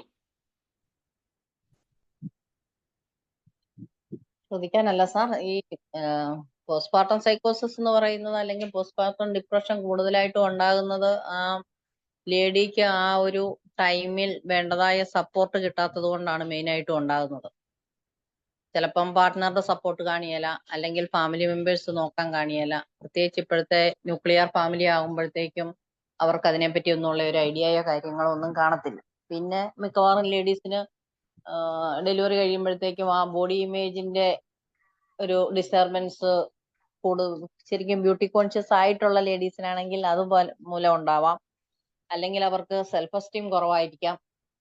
അപ്പം ഇതിനൊക്കെ നമുക്ക് ചെയ്യാൻ പറ്റുന്നത് എന്താണെന്ന് ചോദിച്ചാൽ, ഇതൊന്നും ഉണ്ടാവാതിരിക്കാൻ വേണ്ടി നമ്മൾ നേരത്തെ തന്നെ പ്രീനൈറ്റൽ എഡ്യൂക്കേഷനിൽ ഈ കാര്യങ്ങളൊക്കെ ഉൾപ്പെടുത്തുക എന്നുള്ളതാണ് മെയിനായിട്ടും. അവരുടെ സൈക്കോളജിക്കൽ ഹെൽത്ത് നല്ല രീതിയിൽ കൊണ്ടുവന്നാൽ മാത്രമേ നമുക്ക് പോസ്റ്റ്മോർട്ടം സൈക്കോസിസ് കുറയ്ക്കാൻ പറ്റുള്ളൂ. അതായത് അവരുടെ സെൽഫ് കോൺഫിഡൻസ് ഇൻക്രീസ് ചെയ്യിക്കാൻ നോക്കുക എന്നുള്ളതാണെന്ന് തോന്നുന്നു എനിക്ക് തോന്നുന്നു. പിന്നെ ഹോസ്പിറ്റലിലൊക്കെ സാധാരണ കാണുന്ന സിറ്റുവേഷൻ എങ്ങനെയാന്ന് ചോദിച്ചാൽ, ഇപ്പം ഡെലിവറി കഴിഞ്ഞ് ഒരു 3 അല്ലെങ്കിൽ 4 ദിവസം കഴിഞ്ഞിട്ടാണ് ഡിസ്ചാർജ് ആക്കുന്നത്. അപ്പം ഒരു വക സിവിയർ ആയിട്ടുള്ള ഒരു കേസോ അല്ലെങ്കിൽ ഒരു നേരത്തെ തന്നെ ഒരു സൈക്കാട്രിക് ഹിസ്റ്ററി ഉള്ള പേഷ്യന്റ് ആണെങ്കിൽ തീർച്ചയായിട്ടും നമ്മൾ അവരെ വളരെ കൂടുതലായിട്ട് ഒബ്സർവ് ചെയ്തുകൊണ്ടിരിക്കും. എന്തെങ്കിലും കുട്ടിയെ ഉപദ്രവിക്കുന്നുണ്ടോ, അല്ലെങ്കിൽ ഇവരുടെ സ്ലീപ്പ് ഓക്കെ ആണോ അല്ലയോ എന്നുള്ളത്. ഇനി എന്തെങ്കിലും ബുദ്ധിമുട്ടുണ്ടെങ്കിൽ ഉടനെ തന്നെ നമ്മൾ സൈക്കാട്രിക്ക് റെഫർ ചെയ്ത് അതിന്റെ മെഡിസിനും കൊടുത്ത് പേഷ്യന്റ്, ചിലപ്പോൾ അമ്മയും കുഞ്ഞിനെയും സൈക്കാട്രിക് വാർഡിലേക്ക് നമ്മൾ ട്രാൻസ്ഫർ ചെയ്യും. അവിടുന്ന് കണ്ടീഷൻ ഓക്കെ ആയതിനു ശേഷം മാത്രമേ അവരെ സാധാരണ വീട്ടിൽ വിടാറുള്ളൂ. കൂടുതലും ഈ കമ്മ്യൂണിക്കേഷൻ പ്രോബ്ലം ഒക്കെ കൊണ്ടാണ് ഇതൊക്കെ മെയിൻ ആയിട്ട് ഉണ്ടാകുന്നത്. പിന്നെ അമ്മയ്ക്ക് ആവശ്യത്തിനുള്ള റെസ്റ്റ് കാണത്തില്ല, നോക്കാൻ കൂടത്തിൽ ആള് കുറവാണെങ്കിൽ. ഡെലിവറി കഴിഞ്ഞാൽ ഏറ്റവും അത്യാവശ്യം നമുക്ക് വേണ്ടത് റെസ്റ്റ് ആൻഡ് സ്ലീപ്പ് ആണ്. അതില്ലെങ്കിൽ തന്നെ നമ്മളൊരു സൈക്കാട്രിക് ഡിസോർഡറിലേക്ക് പോകും. ഈവൻ പോസ്റ്റ്മോർട്ടം സൈക്കോസിസിന് ഒരു മെയിൻ ആയിട്ടുള്ള ഒരു കാരണം തന്നെ അതാണ്. റെസ്റ്റും സ്ലീപ്പും വളരെ അത്യാവശ്യമാണ്. അപ്പം അതിന് ആ അമ്മയെ സപ്പോർട്ട് ചെയ്യാൻ വേണ്ടി തീർച്ചയായിട്ടും പേരൻസ് അല്ലെങ്കിൽ പാർട്ട്ണർ കൂടെ ഉണ്ടെങ്കിൽ മാത്രമല്ലേ ആ കുട്ടിക്ക് റെസ്റ്റ് എടുക്കാൻ പറ്റത്തുള്ളൂ. ഇല്ലെങ്കിൽ തീർച്ചയായിട്ടും മൈന്യൂട്ടായിട്ട് ഇതിലേക്ക് പോകാനൊക്കെയുള്ള സാധ്യതയുണ്ട്. പിന്നെ ഇപ്പം മാഡം പറഞ്ഞ എനിക്ക് അത് കഴിഞ്ഞിട്ടുള്ള ആങ്സൈറ്റി ആണോ എന്നൊക്കെ ഉള്ളത്, അതിനെപ്പറ്റി തന്നെ കൂടുതൽ ചിന്തിച്ചിരുന്ന് ഇനി തലമുണ്ടാക്കരുത്. അതിൻ്റെതായ രീതിയിൽ അങ്ങ് വിട്ടാ മതി. ഇനി കൂടുതലായിട്ട് പ്രശ്നം ഉണ്ടെങ്കിൽ മാത്രം വലിയ ഒരു കൺസൾട്ടേഷനോ ഒക്കെ ചെയ്താൽ മതി. അല്ലെങ്കിൽ ഇനിയിപ്പോ ഇത് കേട്ട് കഴിഞ്ഞിട്ട് അയ്യോ ഇതാണോ എന്ന് ഓർത്ത് ചിന്തിച്ച് തലമുണ്ടാക്കേണ്ട ആവശ്യമില്ലായിരിക്കും കേട്ടോ. Okay, thank you ma'am. എന്നോടാണോ മാം പറഞ്ഞേ? Yes. Okay ma'am, okay, thank you. ഞാൻ ഇതിന് CBT ഞാൻ ഇങ്ങനെ അതിന്റെ വർക്ക്ഷോപ്പ് ചെയ്തിട്ടുണ്ട്. അത് വെച്ചിട്ട് ഞാൻ തന്നെ സ്വയം ട്രീറ്റ്മെന്റ് എടുക്കുന്നുണ്ട് ഓക്കെ, ആൻസൈറ്റിക്ക്. നമ്മള് സെൽഫ് ഡയഗ്നോസോ സെൽഫ് ട്രീറ്റ്മെന്റ് ഒരിക്കലും ചെയ്യരുത്. ഇപ്പത്തെ കുറെ പേര് കാണിക്കുന്നതാണത്. ഒരിക്കലും അത് ചെയ്യരുത് കേട്ടോ. പിന്നെ വെച്ച് കഴിഞ്ഞാൽ അർച്ചന മാം പറഞ്ഞ പോലെ ഞാൻ ഒരു എക്സ്ട്രാ ഒരു കാര്യം കൂടെ ആഡ് ചെയ്യുന്നുണ്ട്. ചിലർക്ക് ഡെലിവറിക്ക് ശേഷം പ്രീവിയസ് ഹിസ്റ്ററി ഉള്ളവർക്ക് മാത്രമാണ് ഡെലിവറി കഴിഞ്ഞ ഉടനെ ആ ഒരു സിംറ്റംസ് ഒക്കെ കാണിക്കുക. നോർമലി പലർക്കും സൈക്കാട്രിക് മെഡിസിൻസ് ഒക്കെ കഴിക്കുന്നവരോ അല്ലെങ്കിൽ സൈക്കാട്രിക് ഹിസ്റ്ററി ഉള്ളവർക്ക്, ചില ഒരു അമ്മമാർക്ക് ചിലപ്പോൾ ആ ഒരു സൈക്കാട്രിക് ഹിസ്റ്ററി ഒന്നും ഉണ്ടാവണമെന്നില്ല. പക്ഷെ അവർക്ക് ഡെലിവറി കഴിഞ്ഞ് 2 വീക്സിൽ ജസ്റ്റ് സാധാരണയുള്ള ബേബി ബ്ലൂസ് ആയിരിക്കും ഉണ്ടാവുക. അതിനുശേഷമാണ് പോസ്റ്റ് പാർട്ടം ഡിപ്രഷന്റെ സിംറ്റംസ് കാണുന്നത്. അതുപോലെ തന്നെ പോസ്റ്റ് പാർട്ടം സൈക്കോസിസ്, പോസ്റ്റ് പാർട്ടം PTSD, അങ്ങനെ പല പല കാറ്റഗറീസ് ഉണ്ട്. ഓക്കെ, അപ്പോ നമുക്ക് ചിലർക്ക് ഒരു ഡെലിവറി കഴിഞ്ഞ ഉടനെ എല്ലാം വിചാരിച്ചിട്ട് വരാനുള്ള ഒരു ചാൻസ് ഇല്ലാന്നില്ല. ഓക്കെ, എന്താണ് ഈ സിംറ്റംസ് ഒക്കെ ഈ പറഞ്ഞ 1 ഇയർ വരെ പിന്നെ നീണ്ടു നിൽക്കുമ്പോഴല്ലേ നമുക്കൊരു അല്ല 1 ഇയർ വരെയല്ല, 1 ഇയറിനുള്ളില് കാണിച്ചു തുടങ്ങുന്നു. 1 ഇയറിന് ശേഷം നീണ്ടു നിൽക്കാം, പക്ഷെ 1 ഇയറിനുള്ളിലാണ് സിംറ്റംസ് കാണിച്ചു തുടങ്ങുക. 1 ഇയറിൽ അപ്പുറവും നീണ്ടു പോകും. 2 വീക്സിന് ശേഷം 1 ഇയറിനുള്ളിലാണ് പോസ്റ്റ് പാർട്ടം ഡിപ്രഷൻ ഉണ്ടാവുക. ഫസ്റ്റ് 2 വീക്സ് കാണിക്കുന്നത് ബേബി ബ്ലൂസ് മാത്രമാണ്. അത് 2 വീക്സിന് ശേഷം ഓട്ടോമാറ്റിക്കലി ഇല്ലാണ്ടായി പോവാറുണ്ട് പല അമ്മമാരിലും. പിന്നെ ഈ മദേഴ്സിലെ നമുക്ക് തിരിച്ചറിയാനുള്ള ഏറ്റവും എളുപ്പമാർഗം എന്നാന്ന് ചോദിച്ചാൽ അവർക്ക് ശരിക്കും ഉറങ്ങാൻ ഭയങ്കര ബുദ്ധിമുട്ടായിരിക്കും. ഇനി അഥവാ ഉറക്കം കിട്ടിക്കഴിഞ്ഞാൽ ഇവര് വളരെ കുറേ നേരം കിടന്ന് ഉറങ്ങാനുള്ള ഒരു സാധ്യതയുണ്ട്. അപ്പൊ ഇവരുടെ ഉറക്കം ശരിയാണോ എന്നുള്ളതാണ് നമ്മൾ ആദ്യമേ തന്നെ വാച്ച് ചെയ്യേണ്ടത്. ഉറക്കം ശരിയല്ലെങ്കിൽ പതുക്കെ ഇതിന്റെ ഒരു ആരംഭമാണെന്നുള്ളത് നമുക്ക് മനസ്സിലാക്കാൻ സാധിക്കും. പിന്നെ മോർണിംഗിലൊക്കെ ഓക്കെ ആയിരിക്കും, ഈവനിങ് ഒക്കെ ആകുമ്പോഴത്തേക്കും പിന്നെ ആള് ഭയങ്കര ഡിസ്റ്റർബ്ഡ് ആയിട്ട് മാറുക ചെയ്യുന്നത് സാധാ കേസിൽ. Okay, thank U. ഓക്കെ, അപ്പൊ നിങ്ങൾ ചെയ്യേണ്ട ഇത്രയേ ഉള്ളൂ. നമുക്ക് എന്ത് വിവരം കിട്ടിയാലും അത് നല്ല രീതിയിൽ കിട്ടിയ വിവരങ്ങൾ നല്ല രീതിയിൽ അതേപോലെ തന്നെ നമുക്ക് ബാക്കിയുള്ളവർക്ക് പറഞ്ഞു കൊടുക്കാൻ പറ്റുക എന്നുള്ളതാണ്. അപ്പൊ പോസ്റ്റ് പാർട്ടം ഡിപ്രഷനെ കുറിച്ചിട്ട് പലർക്കും അറിയില്ല, പലരും അറിഞ്ഞു വരുന്നേ ഉള്ളൂ നമ്മുടെ സൊസൈറ്റിയിൽ തന്നെ. അപ്പോൾ മാക്സിമം നിങ്ങൾക്ക് കിട്ടുന്ന നല്ല നോളജ് ബാക്കിയുള്ളവർക്ക് ഷെയർ ചെയ്യുക. ഐ തിങ്ക് നിങ്ങളുടെ ഈ ഒരു ക്ലാസിന്റെ റിവ്യൂ നിങ്ങൾ പറയുന്നു വിചാരിക്കുന്നു. ഗ്രൂപ്പിൽ ഞാൻ അത് എക്സ്പെക്ട് ചെയ്യുന്നുണ്ട്. Okay, thank you all. Faisal sir. Yes, okay, ഏതായാലും വളരെ സന്തോഷം. വളരെ ഡീറ്റെയിൽ ആയിട്ട് തന്നെ ലാസ്റ്റ് ഫൈനലി പറയുന്നത് വെച്ച് കഴിഞ്ഞാൽ നിങ്ങൾക്ക് സർ ഒരു മിനിറ്റ്, നിങ്ങൾക്ക് എന്തെങ്കിലും ഇതുപോലത്തെ ഉണ്ടെങ്കിൽ നിങ്ങൾ അതിനെ കുറിച്ച് ഇതിന്റെ റിസ്കിനെ കുറിച്ചിട്ട് നിങ്ങൾ എന്ത് ചെയ്യാം, അവെയർ ആവുക. അതുപോലെ തന്നെ ഹോണസ്റ്റി ആയിട്ട് നിങ്ങളുടെ ഫീലിങ്സ് ബാക്കിയുള്ളവരോട് ഷെയർ ചെയ്യുക. അതിനുള്ള സപ്പോർട്ട് നിങ്ങൾ നേടുക. തെറാപ്പി എടുക്കേണ്ടവർ നിർബന്ധമായിട്ട് തെറാപ്പി എടുക്കുക. മെഡിക്കേഷൻ എടുക്കേണ്ടവർ മെഡിക്കേഷൻ എടുക്കുക. നല്ലൊരു നെറ്റ്വർക്ക് നിങ്ങളുടെ ചുറ്റും നിങ്ങൾ എന്ത് ചെയ്യുക, ക്രിയേറ്റ് ചെയ്യുക. നിങ്ങളുടെ സെൽഫ് കെയർ ആണ് ഏറ്റവും important. Okay, thank you. Thank you Afra ma'am. വളരെ സന്തോഷം.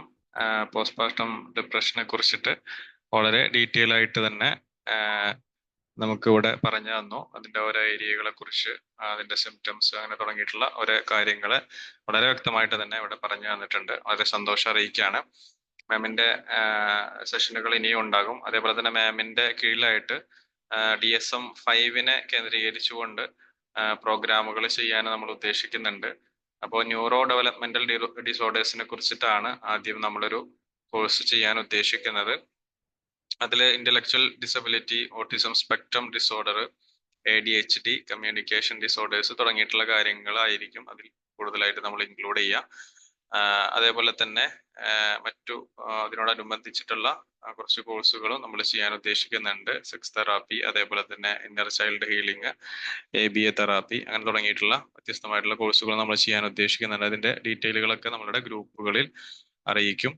അപ്പോൾ മാമിന് എല്ലാവിധ സന്തോഷങ്ങളും ഒരിക്കൽ കൂടി അറിയിക്കുന്നു. അതേപോലെ തന്നെ നമ്മുടെ പാർട്ടിസിപ്പൻസ് അവർക്കെല്ലാവർക്കും സന്തോഷങ്ങൾ അറിയിച്ചുകൊണ്ട് ഈ ഒരു സെഷൻ നമ്മളിവിടെ വൈൻഡ് അപ്പ് ചെയ്യുന്നു. Okay, thank U everyone. Bye bye, good night. Thank you, sir. Thank you all. Thank you, ma'am. Thank you. Good night to all.